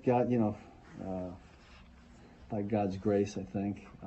Would we have liked to have done better in that series? Yeah. Was there any consideration on they get a first down late? Was there any coaching point to potentially let them score there? Andy and I were talking about it. And ultimately, that's the head coach's decision. So there was a thought about that on a particular down, and then we went the other way. But him and I were in constant conversation at that particular moment that you're talking about. I think offenses are pretty smart right now. When you do that, you're really banking on them making a mistake, right? So who knows what would happen. The first half was obviously very different than the second half. Could you put any rhyme or reasons why more success is? We played third down better, I thought, in the second half. The guys came out of the locker room at halftime ready to go. We started the game off well. 2 drives, I believe, we stopped them, and then it was we had the 3rd and 1 where they took a shot and it went in their favor, so they got a touchdown. That was a tough down for Trent. And then, all in all, what we would like to have done better is the 1 3rd down in the red zone. If we could have stopped them there and forced the field goal, there's 4 points. So the game's different at the end, just when that one play. And then, the pass that Trent had. And other than that, I thought we played solid defense all the way through until that last drive. we're called upon in a 2-point game to get the ball back to the offense or keep them, from driving, and we didn't do that. So that was the disappointment on our part. Coach, has there ever been a time you any time in your career? I probably wouldn't not have forgotten it had we had, so I don't think it's occurred. Again, if you go back to that and say that you do that, I'm going to guess that Denver was prepared for it, and now the ball's at the 1. The trajectory of that field goal goes like that, not like that. So I don't know. Maybe it worked out the way it should have, or in our best interest, so to speak. Steve, with Josh Allen and James Cook, what do you have to be mindful of them in the run? Oh, yeah. Listen, this quarterback is. There aren't enough superlatives to say for the extent of my knowledge in words is not good enough to do him justice, because he's tough, and then they put a back there that can run it. We've got to continue to play the run well, and then it's all the other stuff. But what they add to it is the quarterback can run, and he runs like a fullback. It's not doing this, and he can. So we know what we're in for. We've gone against him quite a bit, but a lot of respect for him, and we got our work cut out for us. Coach, now Nazi has the 10 tackles coming back from the concussion. What's that do for his confidence? Yeah, I would think it would be. I thought he played a real solid game. He had the one sack there. He played that really well, and because you don't always make those, and he did, and we needed a negative play at that particular time. But I was happy to see that Nazi bounced back and played pretty good. Blair, what would you like to have seen Trent do differently on the play? If you asked him, he'd probably tell you that he could have been better at the line of scrimmage. It was a long down. That wasn't all his fault. I mean, we needed to get somebody to punch a hole. They put a lot of people in there. We needed to get somebody to punch a hole in the protection. They get the quarterback to throw it a little bit sooner, and that didn't happen. And listen, you give any quarterback that much time with, out there in man coverage, that's tough. But I bet he would say to you that he would have liked to have been better at the line of scrimmage. Coach, I know it was a special teams play, but can you just put in perspective what Leo Chanel means to the entire team? Oh boy, I'll tell you what, he does a lot for us, and he's a jack of all trades, man, and masters them all. But he's out there in special teams. He's on there for us in third down, first and second down. We put him on the edge. We put him at linebacker. And listen, he loves football, and it comes out every time he plays. But there was like 3 guys coming through there. But can you take us Leo through leading the surge. emotions that you had while they're lining up for the field goal? Yeah. You have confidence, I know, in the guys to maybe make a play, but that's a hard one to say. No, listen, if I'm being honest, I'm preparing, okay, where do we go from here? All that other stuff's gone. Now let's go in the locker room and get ready for the next game. But, then I just heard, I'm not sure I saw it. There was a lot. I just heard thump, thump. I knew something good happened for us, just by the sound of it. I was really happy for Leo and for all those guys, all those special teams guys that went out there and made play. Last two, Sam and Adam. You mentioned the Trent play. What's he like when he thinks that he wasn't at his best on his play? Like, what's he like when he comes back to the I thought he was pretty good. Trent's got a lot of confidence. I mean, I don't think that I can say that I've ever seen Trent, go in the tank because one bad thing happens. I didn't feel that way. I mean, he knows we rely on him, and I think he bounced back.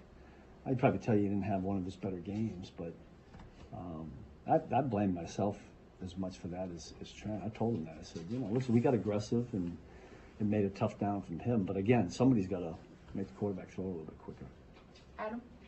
Steve, how did O'Menahue look? I know you guys didn't do a whole lot. Yeah. But how did he look, and what are your expectations from him? Not so much Sunday, because I'm guessing he won't play, but just down the line. Listen, I've always told you guys I love the length. You can't coach that. He's raring to go. I mean, he ran around yesterday, and again, there wasn't much he could do. But he got off to the side and hit sleds, worked with Joe, got together with one of the practice squad old linemen. So we'll see how he progresses. But listen, he helped us last year when he was out there, and hoping for the same things going forward this year. Thanks, Coach. All right, good. Thank you. Appreciate it.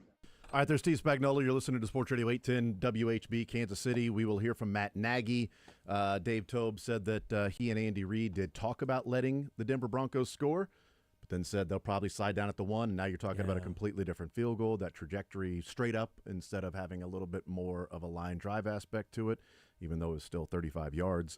And then interesting about Trent McDuffie saying that he said, I blame myself more than I blame Trent. I put him in a bad spot. We have to make the quarterback throw it quicker. That's why that he didn't blame the DNs. He blamed himself for not generating pressure with, again, a generation of pressure, not the front 4 winning. Yeah, but we have to make the quarterback throw it quicker. Yeah, like that's what this team has been lacking, especially outside of a blitz. And again, like I talked about, in those 2-minute drills with Tampa Bay and to a degree the Denver Broncos, because it wasn't a true 2-minute drill, the Chiefs have not really generated pressure. And, if you're not throwing some exotic blitzes or anything like that, you just have to win your matchup. And the Chiefs one-on-one with the defensive line, outside of Chris Jones with the highest defensive tackle win rate, while also the highest defensive tackle double team rate, which shows you how dominant he is. But that's sort of the point. Chris Jones is getting double teamed and winning, but they're still not getting enough pressure with their front 4. Somebody else has to step up. Hopefully Charles Omenihu, when he comes back, is close to the production he offered last year, and not just he's a player on the field that is concerned about his knee, and it's Yeah. not 100%, and it's going to take him a while to get back to what he looked like, in that Ravens game, in the Bills game, in the Dolphins game, at the end of the season, and using him in all different ways. Like that's and maybe it's Joshua Uche that in those late drives, 2-minute drills, that he becomes more and more part of the rotation, and he's a guy that is going to win a one-on-one matchup to collapse the pocket from the outside, a speed rusher, and help Chris Jones win when he's or help Chris Jones be even more disruptive if he's winning in the interior. Yeah, that's what's funny is Karlaftis has been good. Turk Wharton's been really good. FAU has taken a step forward. Mike Dana has been okay. But what's funny is they still, as good as we almost say they are, they don't win quick though. It's because they're not. That's not their game. A lot of times it's like, yeah, Karlaftis is really good in run defense as well. Mike Dana is good in stopping the run and setting the edge as well. And that's almost what it's come down to. And even FAU, there's a couple times where I saw FAU made a couple of really nice plays, didn't get shook out of his boots. Like there's times when they tried to cross him up like Allen Iverson, and he stayed grounded. Which how many times do you see guys there jump up or they get juked by like. I don't know how to view this defensive line. That's what's so hard for me is because I keep finding myself saying, yeah, Turk's playing great, Karlaftis is playing great, FAU is taking a step forward. And then in these situations, we're stuck saying there needs to be more pressure from the front four. Yeah, it seems like you're going back and forth with it. Like it's a tennis match with my mind. You're just back and forth with your head. Is this. I'm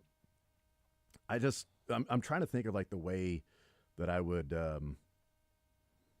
describe Karlaftis, because in a basketball sense, he feels like he's the guy that just gets all the dirty work done. Like he's grabbing the rebounds. Tristan Thompson. Boxing out. Yeah. Dennis Rodman. Like if Jones is like Michael Jordan and you've got, other guys that can play the role of Scottie Pippen, like somebody needs to be the one that cleans it up at the end, because a defensive possession is not over until you get the rebound. Which is one of the more annoying parts about watching college basketball if your team gives up offensive rebounds is, oh, you played good defense. But rebounding is part of defense. And Karlaftis is oftentimes getting the rebound and ending that possession with a sack. Here's Matt Nagy. Problem. I mean, Juju's been great. DeAndre is now heading into his third week with us, being able to kind of learn the offense and what we do. But it's a good deal. They're the same but different, and so it's our job just to make sure that we're utilizing them as best as we can. But it's not difficult. What are the challenges just with the Buffalo front? Well, I think you start out schematically with what they do. It matches the back end, so we always talk about rush to coverage and how that fits. Those guys have always done a great job. We played each other a lot over the years, so there's that. They're tall and lengthy on the ends there. Espinosa, he had a nice tip last year for an interception. They do a good job being able to change the launch points for the quarterback at the top of the pocket. They're just good football players. They play hard. In general, what are you seeing from Xavier right now? I really like where he's at. I know statistically the numbers aren't really where a lot of people will want him or any of us. You'd like to get maybe some more catches type deal, but he's been fine. I mean, you see some of the shots that we're taking and the stuff underneath is there as well. So we just got to be patient, working through it, understand that those guys are working each and every day to get their timing down, for Xavier to learn this offense. It's not easy, but we have ultimate confidence. Xavier has been in a phenomenal mindset this entire time, and I think that's probably most important because the time is coming when we start hitting some of those, and it's going to be fun. Matt, Hopkins has been around the league for a while. I'm guessing you coached against him when you were with the Bears, maybe more than once. But is there something you learned about him in your time together here, 3 weeks or whatever it's been?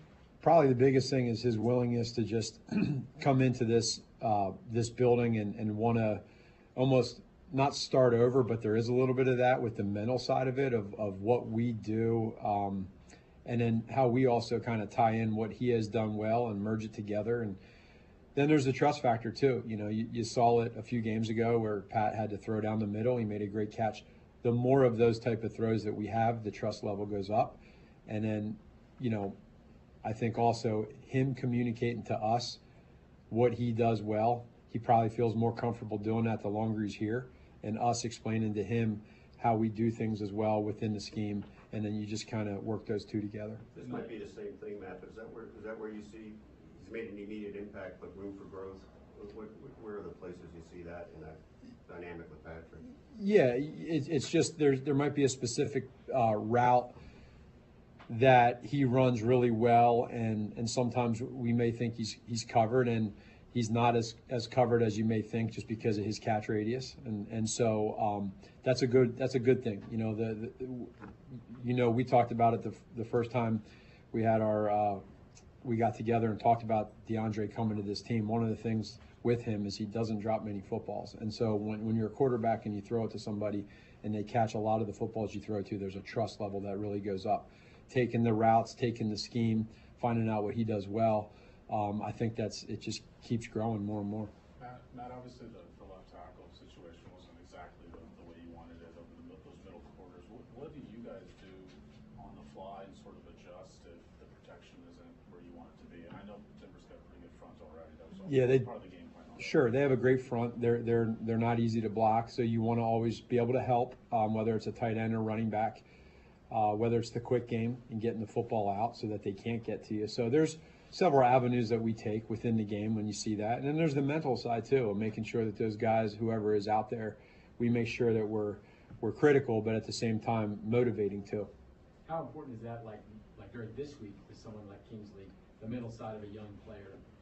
Not just game day, dealing with that during the week. It's huge. You got to be able, and that needs to be a strength of us as coaches, is there's a temperament to how you handle. He's young too. He's young. He's inexperienced. There's a lot that goes into that, but he's super talented. And so there's a little bit of a patience level to that as well. But for us too, it's also you got to get the job done. You know what I mean? There's a business side of it. So there's a balance between the two, and I think between Coach Reed, Coach Heck, Corey Matei, all of us, myself, there's a way of how you handle it with anybody in any one of those situations. Last three, we're gonna go Taylor, Blair, Nick. How does Wanye look right now injury-wise? Do you think he's going to be okay? Is it sustainable, through the season, or are there concerns, with the left tackle position? No, I feel pretty good with him. I think, with where he's at, he's in a good place. And, again, mentally, physically, practice, just the thing I like about today's practice, Thursday practices, is they're fast and there's a lot of energy. So it's a good test for those guys like Wanye to see where he's at. But he's been great. And I know it'd be maybe a little bit before Pacheco is up and going, but how do you envision it working between him and Kareem? Well, just those guys both wanting the football, which is a great thing. And again, they're really good when they have the football. So again, positive for the Chiefs in the fact that they run hard, they're physical, they're violent. And Pacheco brings he brings that Energizer bunny mentality of the excitement, the fire, and you put that together with Kareem. It's a great 1-2 punch per se. So I think more than anything, it's just refreshing to see him out there. The energy, the positivity. He's such a happy kid. He runs hard, but he's a good player too. So there's that element too. I think it makes it unique for the defense. Last one, Nick. Matt, with the connections that McDermott has throughout the coaching staff, how mindful you have to be with that during the week in terms of some of the formations and kind of situational football that you may have a little bit more inside feel to than most coaches? There might be a little bit of that. It's probably also more players that are on that team that have been here than the coaches. Sometimes you'd be shocked when you get away from coaches and you move around this league, there's changes that go on. So there's a little bit of that cat and mouse game, but not too much. And then not to mention also the amount of times that we've played Buffalo and Coach McDermott, and it's been some pretty good battles. Thanks, Coach. All right, no problem. Take care. All right, there's Matt Nagy, and we'll see what the rotation looks like with Isaiah Pacheco when he is back and Kareem Hunt. We'll hear from Chris Jones. We'll hear from Trey Smith. Don't know what order that is going to be. About Kingsley Suamataia. He said he's young, he's inexperienced, but he's super talented. There's a little bit of patience, but you've got to get the job done. That was, to me, the money quote from Matt Nagy. And, yeah, there's patience that goes along with being a young, inexperienced player. It's the NFL. You're playing football, and number 15 is who you're protecting. inexperienced and young, that's fine. But your job is to block. Somebody who's very good at his job blocking is Trey Smith. Here he is right now. Run plays get called in the game now. How much does it help you guys kind of get into a rhythm and a certain mentality of playing in these physical games? Yeah, I think being able to establish a run is huge for a great offense. It allows you to keep the defense honest. For offensive line, speak to that, where it allows you to assert your will a little bit, get into the groove of the game, and sort of make them earn the right to rush the passer, wear them down a little bit. And it just helps the overall flow of offense and how you can get it rolling. Trey, you've been with the same interior line ever since you got here. What's that chemistry like, and how much does what's the benefit of having played with those guys for quite a while now? Yeah, man, I've been blessed to play with Creed and Joe my entire career, and we have fun every day we come to work, and we make fun out of it, and talk about ultimate professionals and guys who are consummate professionals every single day. They bring it, and at the end of the day, that chemistry is built up, the trust factor there. I know the way Creed's going to react to certain things, vice versa with Joe as well, and the chemistry obviously and the bond is there. Trey, it was noticeable after the game. You made sure to compliment Kingsley.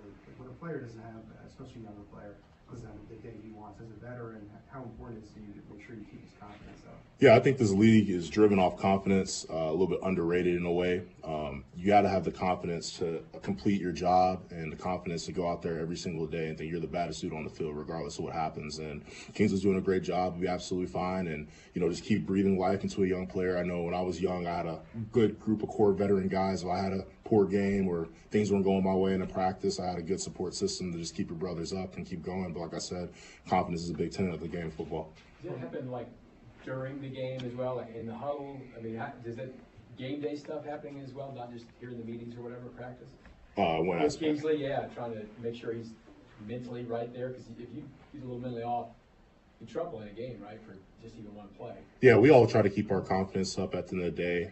We get in that huddle, we always break it up together. Have you noticed, offensive line, we always dap each other up, the skill players as well, and we all try to stay on the same page and, at the end of the day, breathe energy in life. I think Travis Kelce's a great dude and a great example of that. Every time we're in the huddle, he's always trying to fire everybody up and bring juice into the huddle and, breathe life into each other. Are you seeing the kind of response you'd like to see from a young teammate like that? Even when things aren't going well, if you're giving him that energy, is he giving back what you want? Yeah, absolutely. Kingsley's a consummate pro. He comes to work every single day and is trying to get better at his craft, and at the end of the day, he's just keeping on working. And just like all of us, we're just trying to be better football players. Trey, from your game in Buffalo back in January, what do you kind of remember about that atmosphere and that game overall? Yeah, Buffalo, the fans definitely brought it. It's a great environment. I have a lot of respect for that team, that organization, and you can definitely sense the passion in their fans. I mean, I remember pulling up on the bus or throwing snowballs and stuff at us, jumping on the tables. It's crazy out there. It's a great fan base. It's going to be a good challenge. Like I said, they have a great game day environment, and they have some great fans. It's your last few. This is, kind of in response to the next question. This is turning into one of the better AFC rivalries. What is the challenge to just keeping it routine like every other week, so maybe you don't get over energized in a way? Yeah, I think it's easy in this sport, week in, week out in this long season that we have, the most important game of the season is going to be your next game. You got to treat every opponent that way at the end of the day. And like I said, Buffalo Bills are a great organization, a great team, extremely talented. We played them a lot in my career, my time here. And at the end of the day, it's sort of the same thing. Every single week, whoever your opponent is, that's the most important game of the season. All good. Thanks, guys. Thank you all. All right, there's Trey Smith, and they're going to try to coach up Kingsley as much as you can. Lebo tried his best to dig. It's just like, it's all you can do. Yeah. The guy comes off you're not going to go Deebo Samuel and punch, the long snap and get the long snapper and the kicker in one swing. That Deebo really it's just efficient, man. Swanging. He's more efficient in that swing than he has been with the ball in his hands this year, which is great. But also, what happened? Moody made the field goal. So I guess Deebo's good teammate. Deebo's doing a pretty good job of challenging those guys. So, he hits the long snapper, and long snapper's grandmama gave me that chain. Jake Moody, he gonna cry in the car because it's Deebo. Ah, yeah, Deebo. Yeah. Great movie. Friday. How do you get fired on your day off? Just gonna tuck mine. All right, let's take a timeout. We'll come back. We'll hear from Chris Jones whenever he gets to the podium, maybe a little bit, we're told. So we will take a timeout. We'll come back here from Chris Jones coming up next.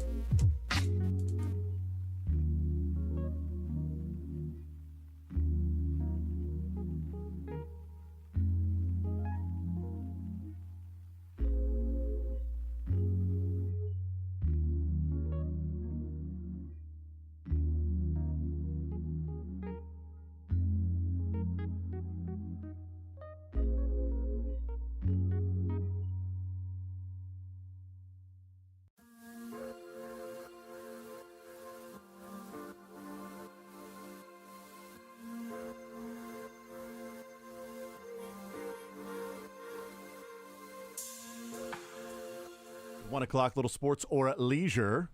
Sleisure. Hey, that's No, fine. maybe No. not. Sporger. Lesorts. Lees. You know what? I said it. Sleisure. All right, We're going with Sleisure. we heard from Dave Tobe, we heard from Steve Spagnuolo, we heard from Matt Nagy and Trey Smith, and we are preparing to hear from Chris Jones, who is there right now. So here is Chris Jones. Listen, I'm sponsored by Adidas, but I usually cover up the Nike sign, so if Adidas sees this, I want to roll it up. Respect the brand, right? They get it. It's team issue, right? The challenge of the Bills, just what's the first thing you guys have to do right on defense? Try to contain Josh Allen, keep him in the pocket. He can make every throw. He's just increasingly dangerous outside of the pocket. Can create plays with his feet. Hard to bring down. So more so affecting Josh Allen. This is one of the better environments in football. How much do you relish sometimes these opportunities to go in and spoil like a fan base's day in that sense? I completely enjoy playing in Buffalo. They got the best wings. They really do. They have some of the best wings I ever tasted, or Bill. And their fan base, very similar to ours. Very in tune, very passionate about their teams. So we know when we go up there, it's not only the Bills we're playing the fans also. So it makes that game more interesting and exciting to know that we're going to go in that type of atmosphere that's similar to our home crowd. Just to be clear, they roll chicken wings into the hotel for you guys? Who did that? No, I'm saying. You don't have a lot of time. No. I'm going to go get someone to pick up some wings from Bar Bill, probably 50. But who's county? Chris, with a guy like Josh Allen and his size and kind of his ability to run like a fullback, how tough is that whenever you're trying to tackle him and do it in a mindful way that doesn't upset the referees? Very similar to Pat, trying to make sure we're rushing discipline in our rush lanes respectably. But I think he's a better runner than Pat. Pat more so as a sneaky runner. Fool you sometimes how fast he can be and get through situations. But Josh Allen is not fooling anyone. He can run through you. He can outrun you. And he's also a threat at passing the ball from every angle. He's limited his mistakes. Get the ball out. So even if you haven't wrapped up, he tends to still throw the ball. So this is a guy we gotta make sure we corral defensively to make sure we affect him. And how rare is it for a guy his size to be able to take off and be 20 yards down the field and look at an eye, suppose? Yeah, he's fast, man. Big, fast, and can throw every ball. He's like a baby Ben Roethlisberger, right? With speed. With speed. So we know we're going to watch a little more film, see how we can affect him, whether it's 4-man rush, 5-man rush, or maybe even 8 people rushing. When you played each other this many times, I mean, how can you surprise somebody or trick somebody? You guys seem to know each other so well. Well, it's hard for us to beat him during the regular season. We gotta try to figure that part out. Very good team, very good team, and a well-respected head coach. And they're building that team defensively, and Josh is making some things happen on offense. So it's a complete team, one of the better teams that we may have the opportunity to face later on in the season, maybe in the postseason. So it's a very exciting game for us. It's a challenge for us to compete at such a high level and also compete on the road. Chris, where do you feel like you guys are as a defensive line right now? Where we at? We got 10 sacks overall. We got to get better rushing the passer collectively. Growing pains. We're still young. As long as we get trending in the right direction and continue to get better every week, the pass rush is something we can work on. Nate, or Harold and then Nate. Chris, I noticed at the end of practice, early start availability, part of it, Travis Kelce. Hey, listen, I'm going to say this right now. I'd have dunked on Travis so many times. All of a sudden, y'all caught the time Travis caught me slipping, okay? We got to be selective with where we're posting collectively as a whole for the Chiefs, okay? We can't post that. Why? Who posted that? Yeah, why? Why? What was you trying to prove that? It was just funny. Okay, you can't post that. You know that. We'll get it when You didn't even give me consent. Okay. No, it's good love, man. I've caught Trav slipping so many times, and I was at La La Land, and I was looking for him, and I'm like, where the hell is he at? Because he always try to sneak up and dunk on me. I done got him a couple times, and I couldn't find him yesterday. I'm looking around, and about time I turned around, all I see is 87 jumping on my head. Last two, Nate and No Todd. Diddy. Oh, gosh. Nate and then Todd. With one thing I've noticed over the last few years, Chris, is that you stay on the field quite a bit. You are becoming, an Iron Man in terms of stat count. Where did that sort of develop, and how cool is it when you know a team is trying to eliminate you from the game plan, but obviously you're on the field constantly to sort of dictate things? Yeah, man. I work in the off season on my conditioning throughout the season to make sure I condition myself to, play a multitude of plays throughout the game. And it just goes a testament to my coaches for taking care of me throughout the week. So when the game comes, I can be able to accumulate a lot of plays. But hopefully the offense, they're going to take 13 and 15 play drives, and I don't be on the field that long. Shit. Y'all take care. Thanks, Chris. If you're listening online, congratulations. If you're not, we're on a heater. He said he is not on the field that long. Shoot.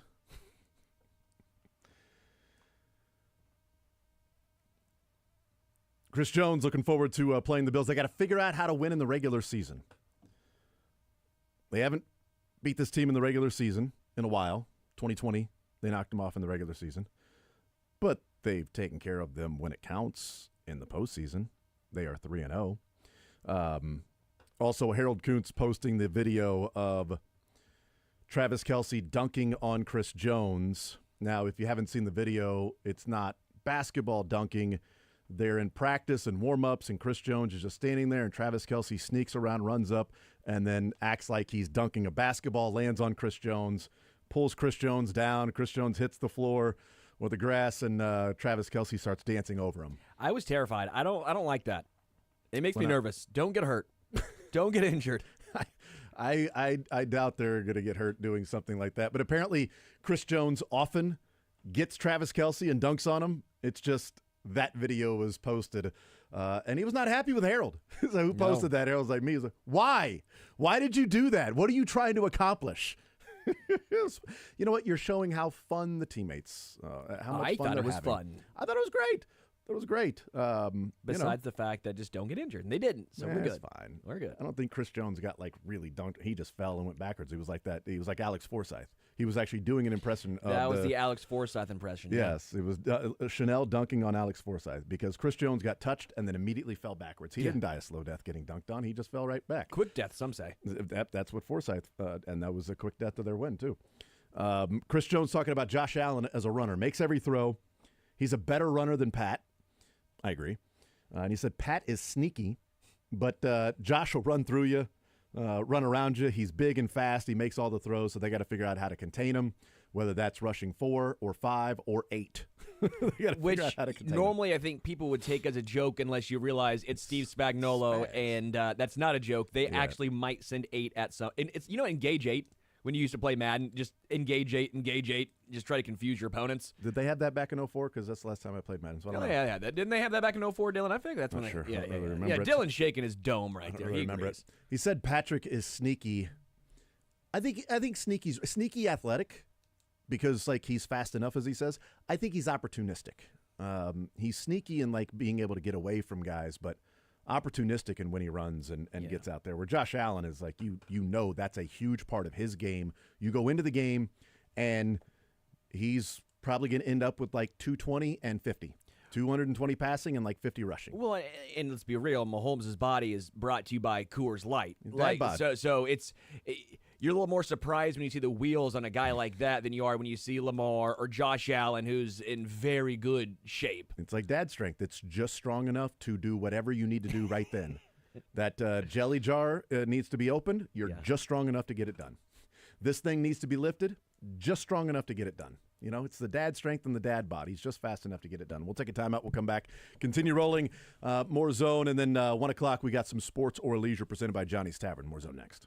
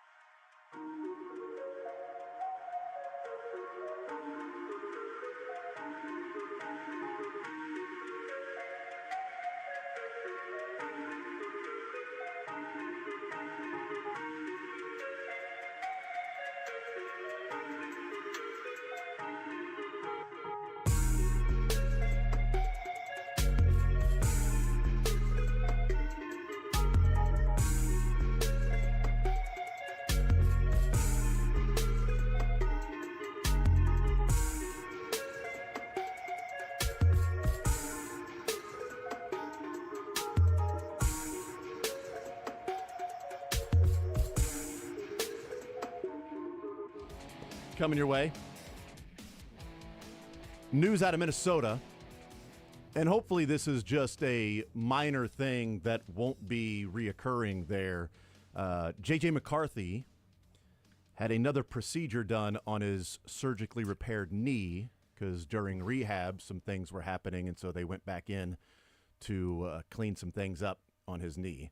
So that's the latest with that. His time frame is still to be ready by training camp and everything and good to go for off-season programs. It's just it's never great when when just a couple of months later you're going back in to clean some things up after it's been surgically repaired.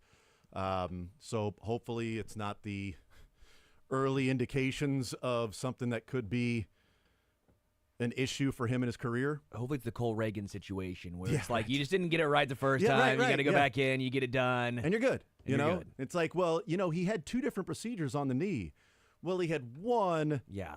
And then the next one was to clean up whatever may have been missing or lacking, or just naturally something might be going on during the rehab. And it's like, hey, this isn't Hollywood Brown was rehabbing. Oh, yeah, good call. And it didn't go the way they thought, so they had to go in and then surgically repair that. Hopefully, as it gets closer to Hollywood Brown returning, hopefully that goes exactly as planned. Yeah. And he'll be ready to go and ready to return when he's fully healthy in that time frame, which could be the playoffs, could be later, could be late in the season. I mean, heck, it could be the last couple of weeks of the season. Could be, Christmas Day or the game against the Denver Broncos on the road. So we'll see what happens with that. I brought this up with Matt Lane at 11 o'clock, and it's something that I do wonder as this Chiefs team moves forward. Matt Nagy talked about Xavier Worthy and said, they're really close. And we discussed this. Like, all right, what do we think? Is it the glass half full, glass half empty? Glass half empty is, man, they're just not connecting, and maybe it's just not working out between Xavier Worthy and Josh Allen and the draft, or Patrick Mahomes and the draft pick, and, what are you going to do? And, hey, we'll see you next year. Glass half full is they've already connected in San Diego or in L.A. against the Chargers, and that was a great play and a tough catch for Xavier Worthy. And then they haven't connected the last couple of games. Tampa Bay Monday night, and then over the weekend against the Broncos. And so if you connect on those, the feeling around Xavier Worthy and Patrick Mahomes is much different. I think there's a greater chance of them connecting on those than us watching 2 out of every 3 games they miss a touchdown. Yeah. For a guy who's wide open. Because both of those missed touchdowns, he's wide open. The touchdown they got, he was guarded. I mean, it was much tougher throw to drop that thing in the bucket like they did against, like Mahomes did against the Chargers, and for Xavier Worthy to hold on to it. I think there's a combined fault against the Bucs in the out of bounds where could the throw have been a little bit better? Yeah. But Xavier Worthy also got pretty cavalier when he thought how open he was. The one on Sunday against the Broncos was on Patrick Mahomes. I mean, he talked about that Xavier Worthy worked back to the red line, did exactly what he was supposed to do, and Patrick Mahomes just simply threw it out of bounds. It was a bad throw. He can't, as he said, I can't miss that. Throw it more up the field, throw it more in play, and let Xavier Worthy run and get that. But here's a stat I brought up with Matt Lane, and is this sustainable? So the Chiefs, their last 1, 2, 3, 4, 5, 6, 7, their last 10 touchdowns, their last 10 touchdown drives, this goes to the second half against the 49ers. So the last 10 times they have a touchdown, here are those drives. 9 plays, 70 yards. 13 plays, 70 yards. 8 plays, 38 yards. 38 yards, 8 plays and 38 yards. 11 plays, 70. 12 plays, 70. 15 plays, 78, 10 plays, 70, 11 plays, 70, 13 plays, 79, 12 plays, 80. And you mix in the 19-play, 87-yard drive against the Raiders. That was a field goal that took 10 minutes off the clock. Yeah. Like, is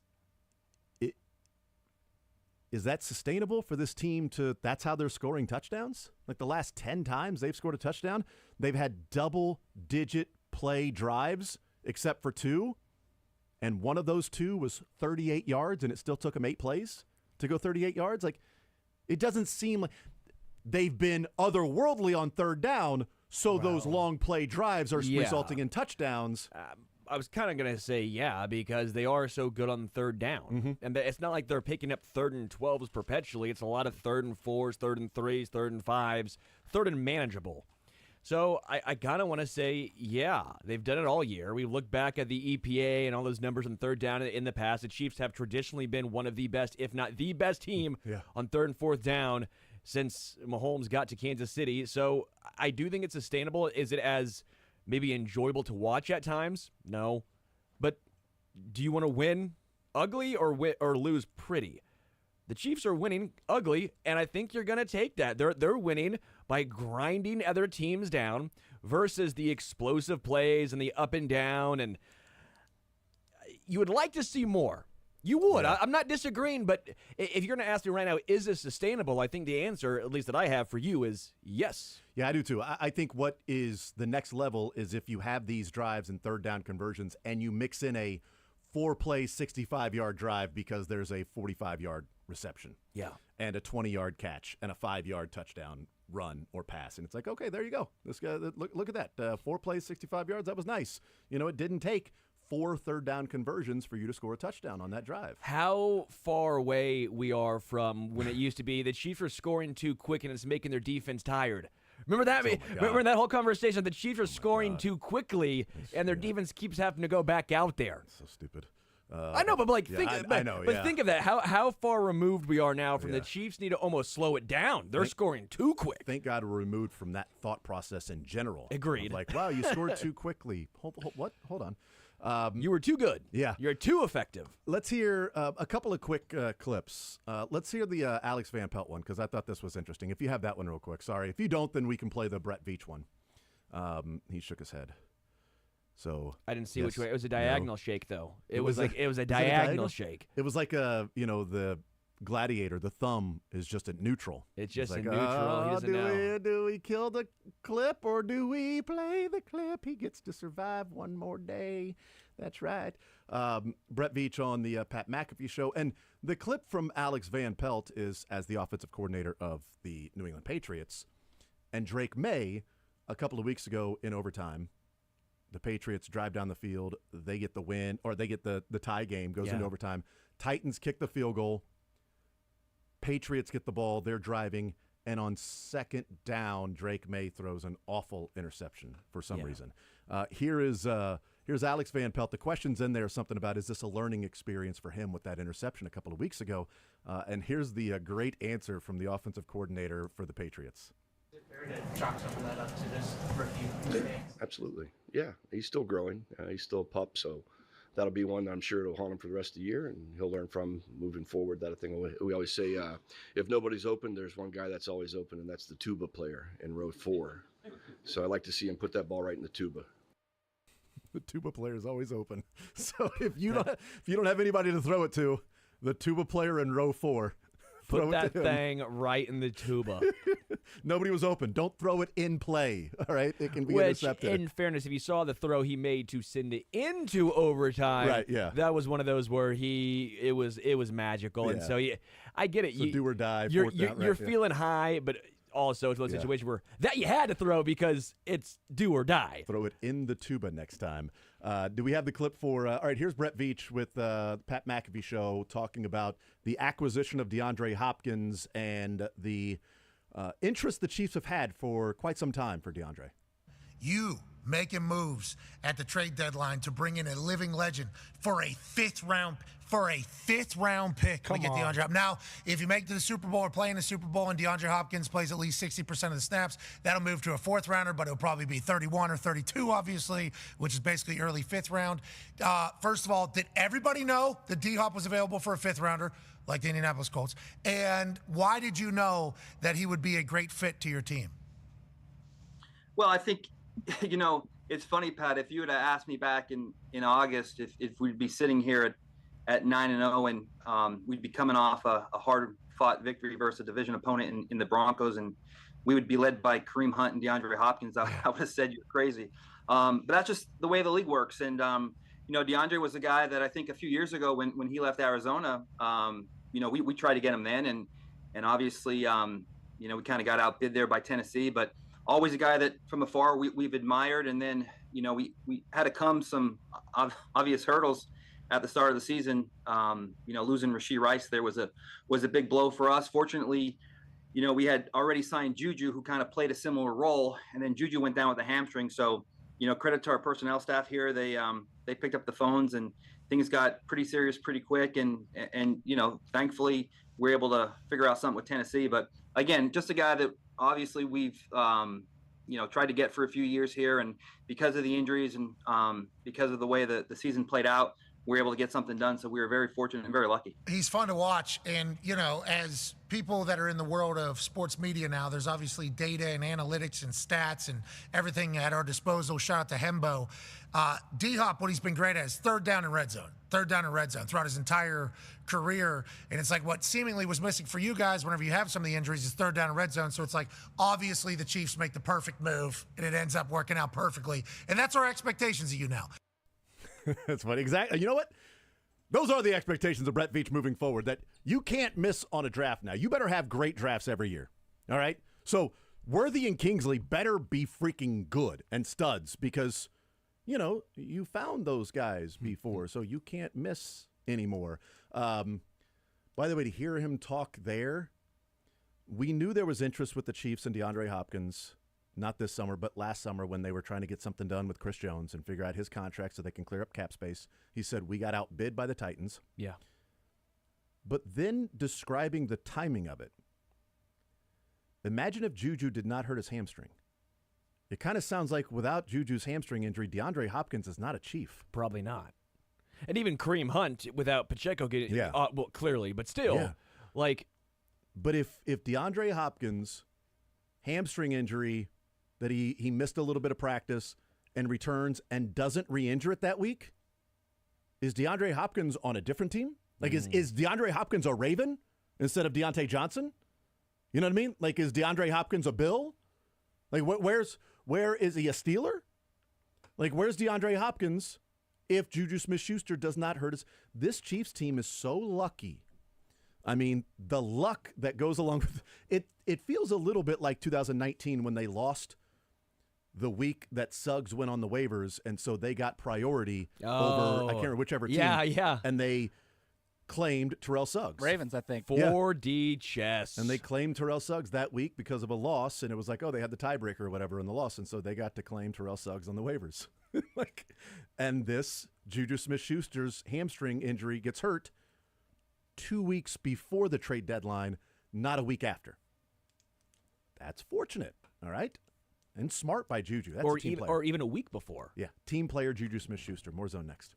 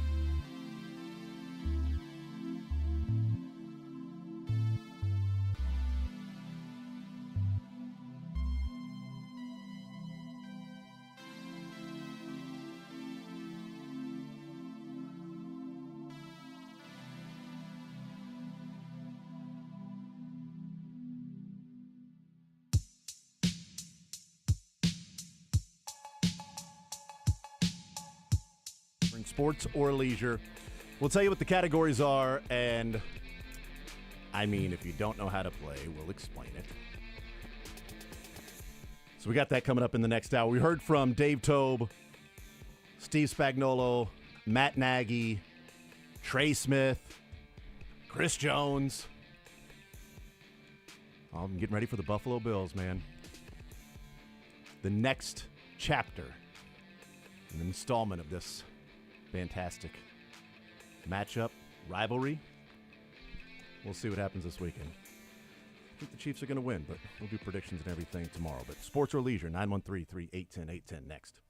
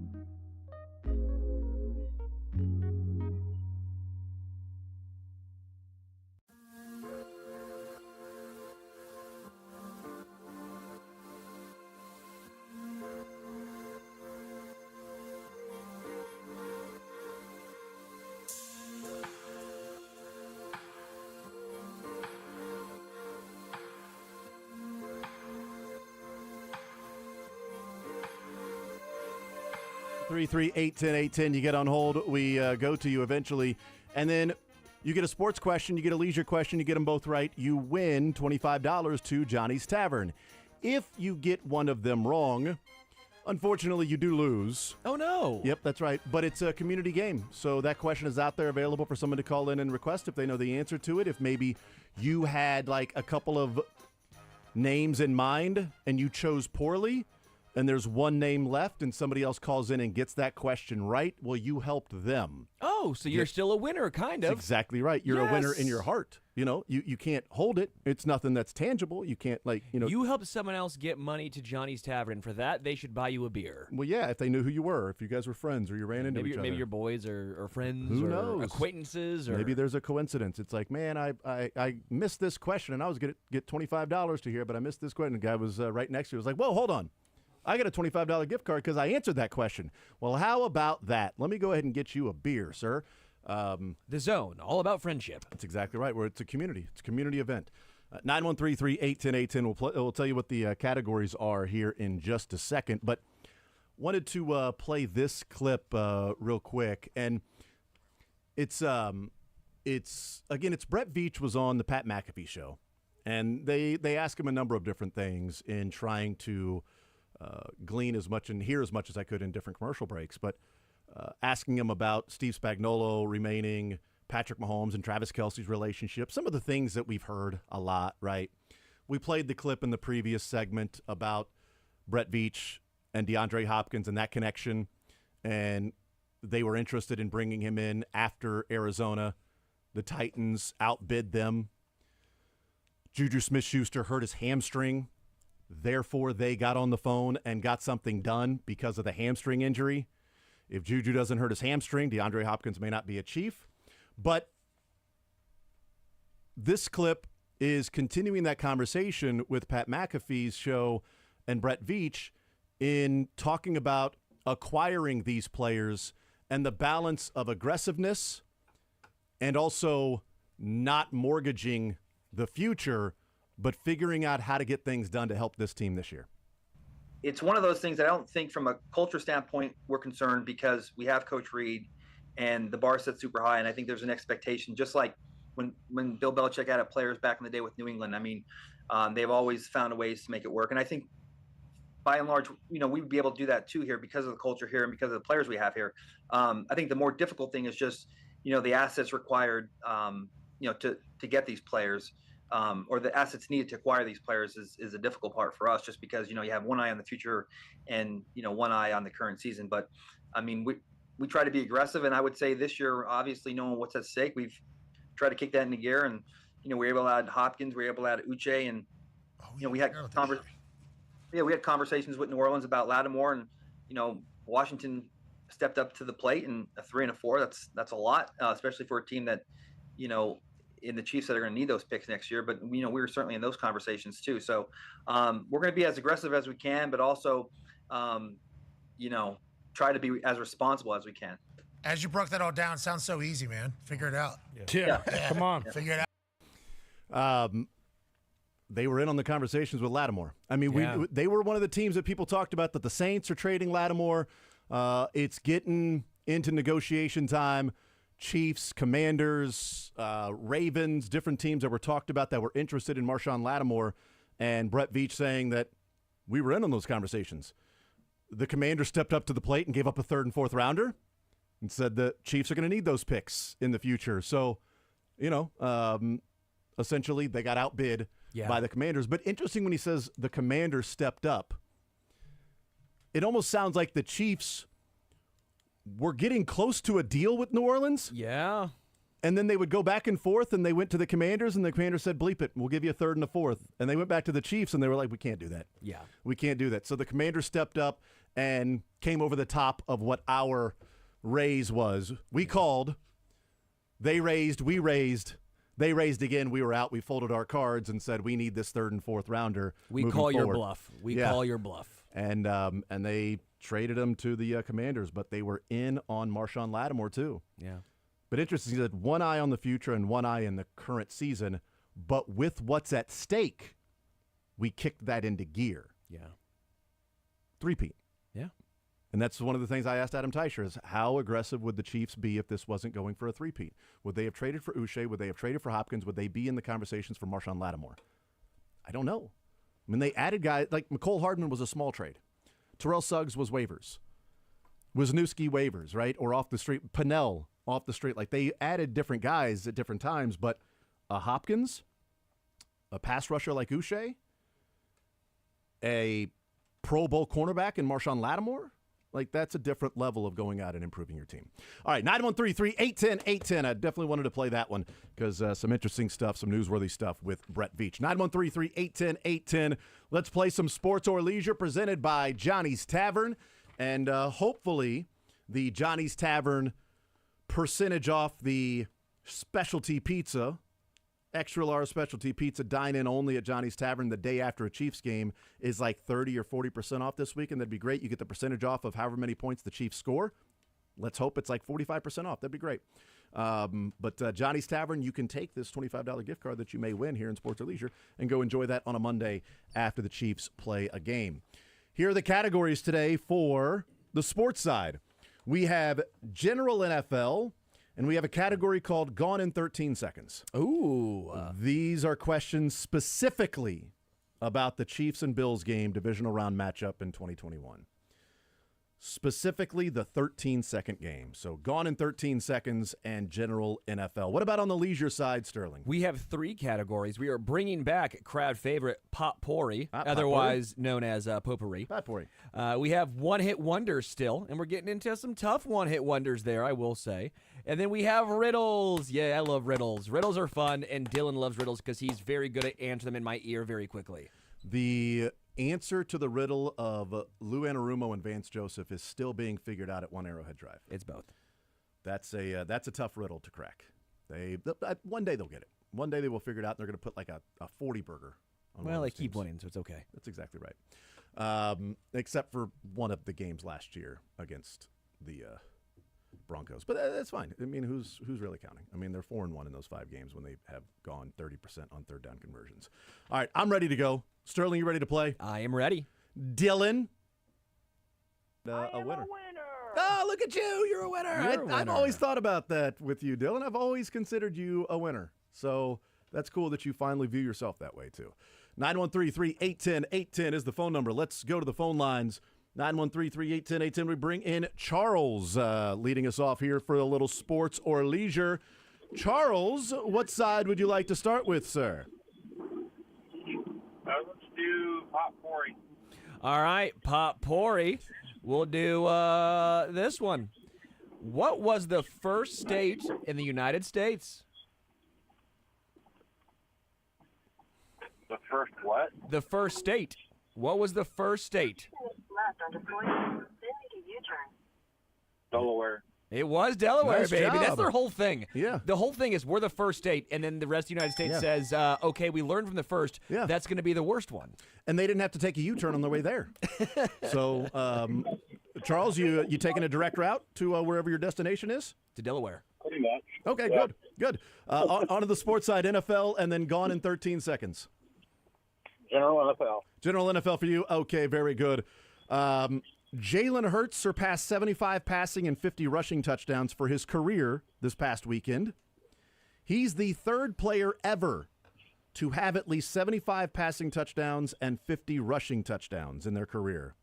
Name either of the other two. 75 passing and 50 rushing. 50 rush in their career.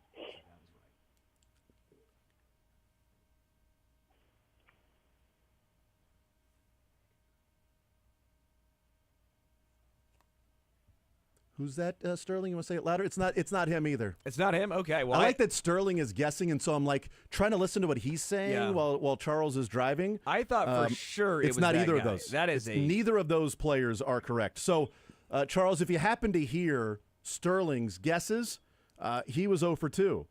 Now I tell you that they were pretty. They were ones that you probably think about. Yeah. I was wondering why it was so quiet. That was kind of weird. Yeah. Can I tell him which one it's not? I mean, the first guy that comes to mind is Michael Vick, but I don't think that's right. How many touchdowns rushing did it have to be? 50. Oh, 50. Okay. What'd you say? What'd you think I said? 15? No, they said 25. Nope, 50. And I was like, how many did Mike Vick have? I don't know. I was looking at the other guy that I said. Okay, yeah. I don't think he played long enough. Yeah, 50 is a lot, man. That's 10 touchdowns for 5 years rushing. That's a quick math for me. Or 5 rushing touchdowns in 10 years. You know what I mean? That's. I want to lead towards a certain opponent that the Chiefs are playing. I think that might be him. I'm going to say Josh Allen. Well, this was a timely question because it is Josh Allen. Nice, good call. Josh Allen is one of them. Sterling, you want to throw a dart as who the other one is? Yeah, I said Randall Cunningham. I thought Nope, Randall Cunningham for sure. Former MVP, not currently playing. MVP. Former MVP, not currently playing. That would be Cam Newton. Tom Brady doesn't have enough QB sneaks. Not Thomas. Not enough QB sneaks. Not TB12. Cam and Josh Allen. And now Jalen Hurts are the Makes three sense. in history to... Shocking that Randall Cunningham, he had 35 rushing touchdowns. 75 passing and 50 rushing already. Hey, that's a winner, Charles. Congratulations. We'll put you on hold and get your information. Congratulations. Sweet. I got a prediction for Sunday. I'm going to say Bills 23, Chiefs 24. Hey, you got me there. You tricked me. All right, Charles, appreciate it, man. Thank you. Yeah, boy, Mick Schaefer is mad right now. When you put the losing team first. You don't put the lower number first around Mick Schaefer. That is a fireable offense. I'm going to do it tomorrow then, just to really... He's fired like 4 people that have worked for him in his I don't work for him. In his career. I'm just saying in general, it's a fireable I'll offense. say it tomorrow, just to really grind his gears. Remind me. In your prediction? I'll grind his gears, yeah. I think I'm going to go like 17-24, Chiefs winning. I'm going to do it. I'm going to grind his gears, yeah. You know what really grinds my gears? All right, 913-381-0810, open phone line, and we go to Greg next up on Sports Radio 810 WHB. Greg, sports or leisure, what side would you like to start with, sir? Hey, fellas, let's go with a 13-second game. All right, 13-second game. Very good. Let's go with this one because this was a bigger play in the game. Wasn't the final play, but this player's, surprising to me, this player's only catch in the game came in overtime on a 26-yard reception, the play directly before Kelsey caught the game-winning touchdown. His only catch in the game came on a 26-yard reception down to the 8-yard line, jumped out of bounds when he got to the 8, and the very next play on 1st and goal from the 8 was a touchdown to Travis Kelsey. Okay, so I have an idea. Oh, what's your idea? To look it up on Google? I'm going to see if I'm right now. Oh, you've got an idea of who it is. Of who it is. I've got an idea. I'm going to look this up. No. Aha! No, I'm going to... Yeah. Where's the box score? It was one of those to where, like, if you can...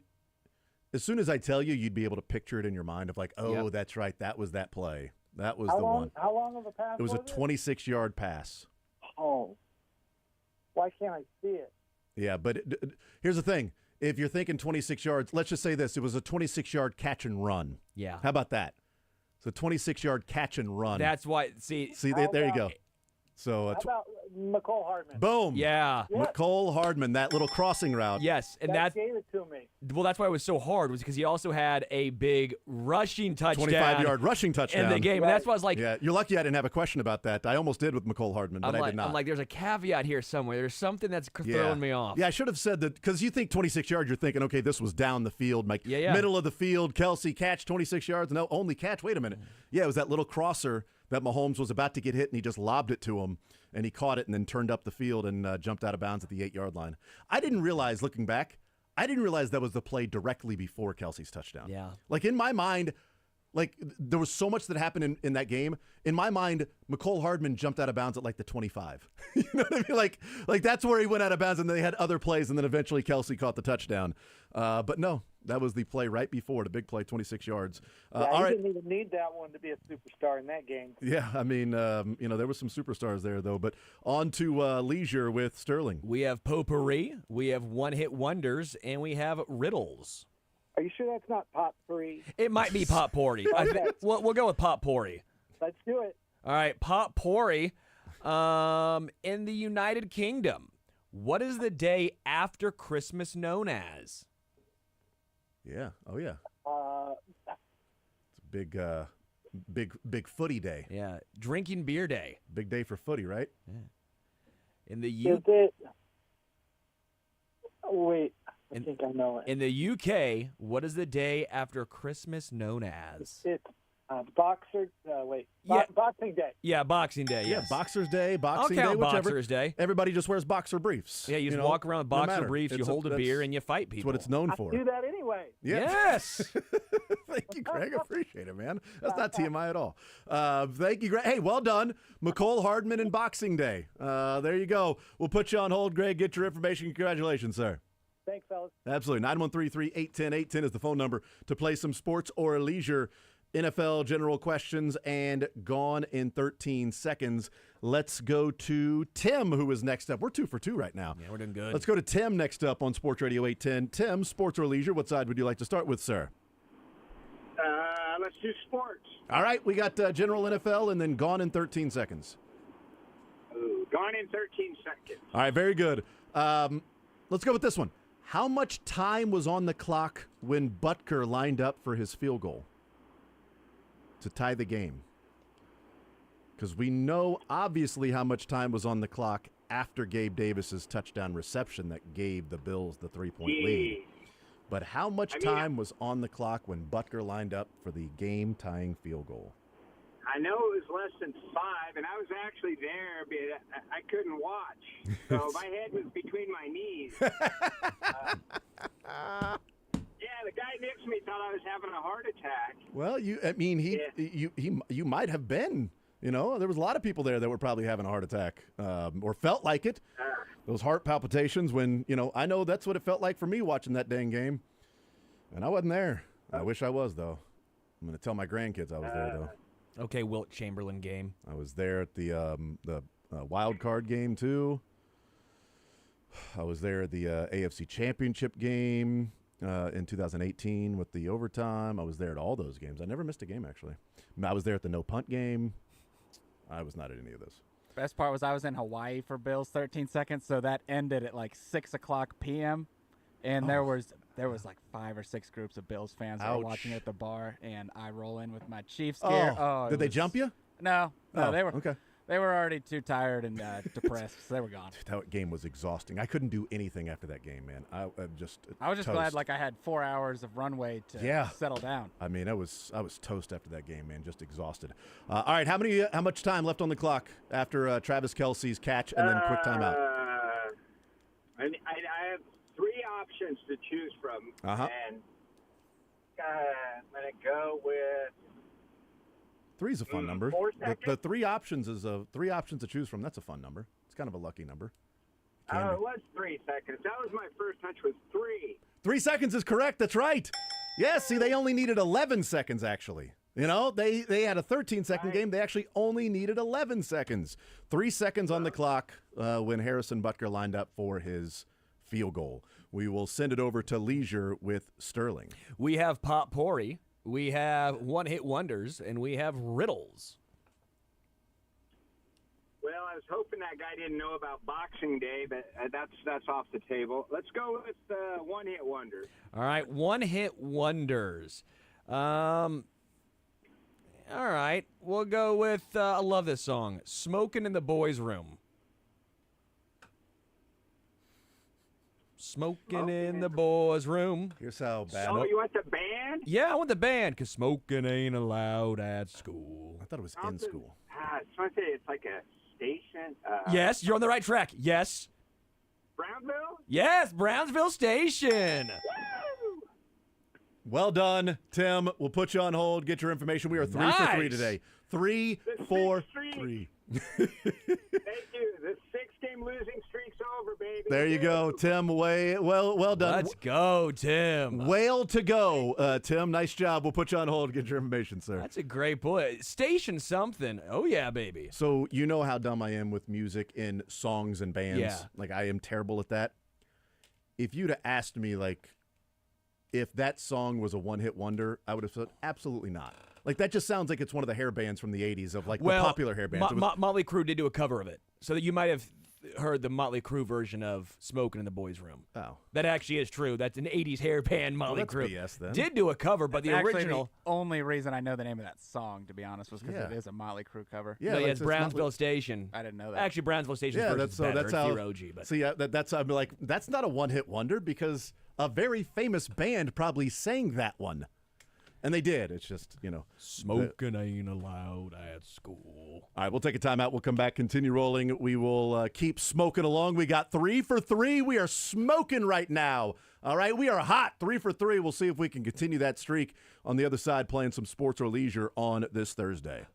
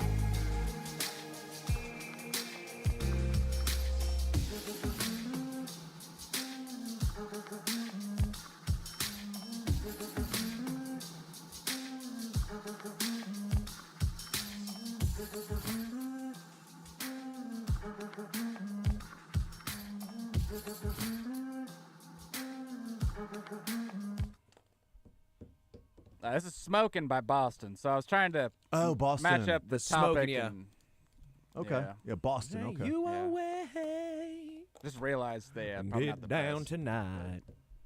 Oh, it's all good. Because we're smoking. We got 3 for 3. Smoking. Did Motley Crue do it to cover this? Shockingly not. Oh, damn it. Boston kicks ass. Not really the city's city? fine, but the band. The first album by Boston. Ooh. I'm going to take your word for it. There's a lot of things that I just take your word for. When it comes to music, I'm just going to take your word for it, man. Not going to argue. Let's go back to the phone lines, 913-381-0810. We've got 3 winners so far, $25 to Johnny's Tavern for sports or leisure. Let's reset the categories real quick. Category on sports side, very easy. We have general NFL, and we have gone in 13 seconds. These are questions specifically about the 13-second game against the Bills in the divisional round. That's on the sports side. Real quick, the leisure side categories. We have potpourri, otherwise known as potpourri. We have one-hit wonders, and we have riddles. Okay. 913-381-0810 to the phone lines we go. Mark, next up on Sports Radio 810 WHB. Sports or leisure, Mark, what side would you like to start with, man? Let's go with sports in the 13-second game. All right, 13-second game for you.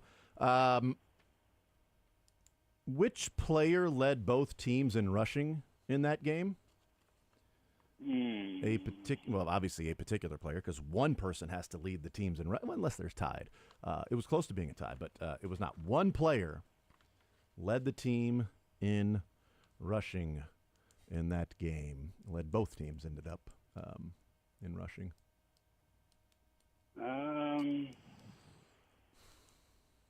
And he had a rushing touchdown in the game, too. He sure did. I believe that got the scoring started for the Chiefs, if I'm not mistaken. Is it could it I possibly mean, be a quarterback? I mean, it certainly could be a quarterback. sure That is could for be. sure. Well, let's go with Patrick. Patrick Mahomes was 69 yards rushing. Nice. Yep. He finished 1 yard ahead of Josh Allen with 68 yards rushing. Of course it was 1 yard more. I mean, the leading rushers in that game were the quarterbacks with 68 Hey, and 69 Clyde was yards. efficient. Clyde was 7 for 60 yards. Pretty good That's for not Clyde. bad. That's not bad. McKinnon didn't have as efficient of a game, but he had a huge catch in overtime on the screen pass that he picked up 20 yards. That was when everyone kept going, Clyde has the Bills numbers. Because Clyde, you know what? Clyde versus Bills. Come on. This week, throw it. Chiefs versus everybody. On to the leisure with Sterling. What are you thinking here? One-hit wonders, riddles, or potpourri? On your one-hit wonders, are they classic rock or metal? I don't want any hip-hop or pop music. We no longer have metal. A lot of the classic rock has been gone. We have one country song. We have one, kind of two, at least one I would consider. I think it's got to be the British Invasion, but it's not classic rock. It's Is that an Adamant one? No, I can't get. It's No, it's an go American. ahead and- It's an American new wave band, is what there'd be classified. Oh no, yeah, no, you don't want that. No, give me the country song. All right. This is one of my favorite ones. I've talked about it a lot on this. I feel bad already. It's called Convoy. Oh, C.W. McCall. Yeah, Wow, nice baby. job. C.W. McCall, Convoy. Well done. That is 4 for 4. I love that song. We are smoking hot right now. Mark will put you on hold and get your information. Congratulations, sir. All right, thanks, guys. Absolutely. Look at that. 4 for 4, man. Killing it. Killing it. Convoy. I'm going to take your word for it again. Let's go to the phone lines, and we bring in Avery next up on Sports Radio 810 WHB. Avery, sports or leisure, what side for you to start with? Let's see if I can halt this winning streak. I'll do gone in 30 seconds. 13 seconds. Okay.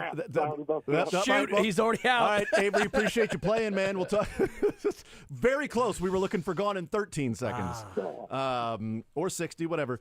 Your friend never called in, by the way, so we have no idea if that's a real None. person or not. We don't know, Avery. We're still wondering if you have a friend. Phone number. She said she doesn't know what your guys' phone number is.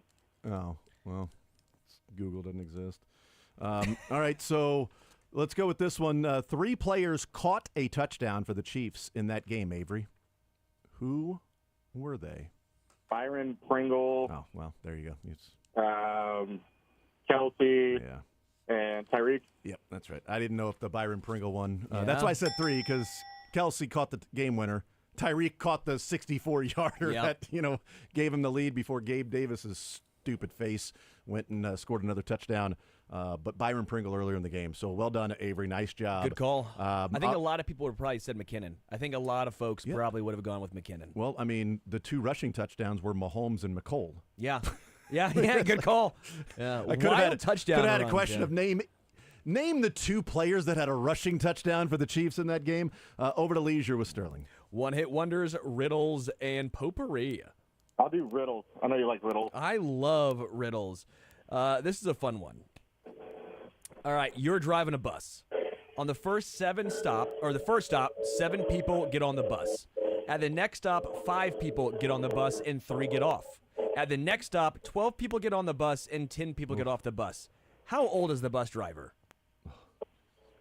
I'm turning 38 tomorrow. Hey, good call, Avery. I missed the beginning of that. So it goes, you're driving a bus on the first stop, All so right. you get it super convoluted and try to It was confuse very them. yeah, you confused the hell out of me. It was convoluted because I missed the first part. That's why riddles So I'm are like, good. yeah. Avery, good job and happy early birthday. Yeah, happy birthday, Avery. That's awesome, man. Congratulations on getting to 38. Well, close. Can't count my chickens before they're hatched. Yeah. But, hopefully. Getting Hopefully as I'll call in that next week. Yeah, getting as close to 38 as you can, at least. So, Avery, we'll put you on hold and get your information. Congratulations, sir. Super duper. 5 for 5. I'm glad he paid attention to the beginning because my goal is to confuse people, but I thought that's a fun one. It's typically not even just in sports or leisure either. That's I just you're like to confuse killing it people, yeah. like that. You're doing a great job. 913-381-0810. Let's go to John next up on Sports Radio 810 WHB. Hey, John, sports or leisure, what side would you like to start with? Well, let's go with sports. All right, we got He NFL. seems confident. We got NFL, and we got Gone in Yeah. 13 seconds. Let's do 13 seconds. All right. This was the play that ended the game. Mahomes to Kelsey. Who was guarding Travis Kelsey on that 8-yard touchdown pass in the corner? Oh, my gosh. Oh, Lordy. Oh. He still plays for the Bills. Although this year, no. Although Sunday, maybe. Matt Milano. Hey, well done, Matt Milano. Good job. Good call. Good job. Matt Milano may be regarded as the best one of the best cover linebackers in the NFL. Yeah, he's great. But couldn't do anything on that one because that was a great route and a dime. He's been almost by injured Mahomes. the entire since then. He's been just Right. It's multiple times. Broken leg. Sad, This one he ruptured his bicep. Oh, just brutal, brutal yeah. injuries. Yep. But he was activated just as Pacheco and Aminihu. Yeah. Or the window was open. Yeah, the 21-day window was open. We'll see if he plays. I don't think there's any chance he plays this weekend. Hey. Just as like Pacheco. Maybe they're different in Buffalo in opening up a window and then activating players. We'll see.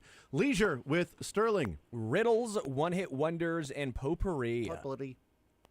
All right, for going for 6 for 6, let's do potpourri. All right, potpourri.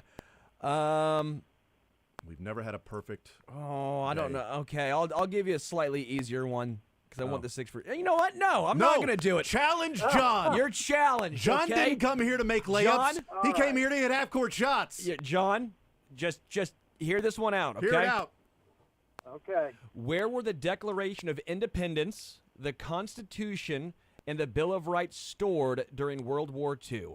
It was obviously in the United States. Oh, that's what I was going to guess in this country. But So, there's a correct. certain place that's known for being very difficult and a great spot to store things. Uranus. They took the rocket ship all the way past Jupiter and Saturn, and they got there. Brother. Okay. Declaration of Independence, the Constitution, and Bill of Rights were stored in this place during World War II. All right, so someplace secure. So it's not going to be like the Smithsonian or. So my gut feel, I'm just going to go with my gut. Let's just say Fort Knox. Yes, baby! Nice job, dude. Wow, great right. call. John, well done, John, man. this is electric right now. You know when you're just on a heater and you're just watching it all around like no one can miss? Right. John just pulling that Dude, one out. We are rolling numbers right now. We haven't hit craps in like 10 rolls right You now, just said and it. we are just simply playing and playing and playing. John will put you on hold and get your information. Congratulations, sir. Awesome. Thanks, guys. How about that? 6 for 6. That's the best, though, is when you got the money out there on the table, on the numbers, and then you just keep hitting number after number. It didn't even matter. Didn't even matter that we gave him the a harder layup. one. Didn't have to give him a layup, okay? Or even a second one. Sometimes it goes, is that your first answer or your final answer? Didn't That's you a have good to point. do that. This has all been... Well, that's your final answer. Incredible. I mean, you threw him the ball in the corner, and he knocked down the shot. It was Ray Allen. That's right. He's like George Karlaftis. He was the garbage man, cleaned everything up at the end, all right? Cedric Sabalas, the garbage man. I'm calling George Karlaftis that moving forward. That's what George Karlaftis is the garbage man for the Chiefs. He's going to clean up everything, grab the rebounds, do that dirty work on the defensive line, and, get some shine along the way. And be the backbone of America. Somebody's got to grab the rebounds. Zach Randolph. Somebody's got to be the guy that is the junkyard dog of the group. That's DeMare Carroll. Well, that was a guy like a DeMare Carroll, a Leo Lyons, a Marcus Dim, even a Michael Anderson Jr., a Michael Dixon, a DeMare. You sound a little bit like Bill Self right there. No, it was Bill. Back then it was Mario. But now you're sounding a little like Ed Ogeron mixed with Bill Ed Self Ogeron's there. right here. I don't know what's going on. He's just like mixing all these things up. Come on down there, LSU. You're going to get your ass whooped if you're going to step up to me, boy. I'll tell you what, you're going to be Bill Self. I ain't no basketball coach. Is that Brian Kelly? Family. More on next.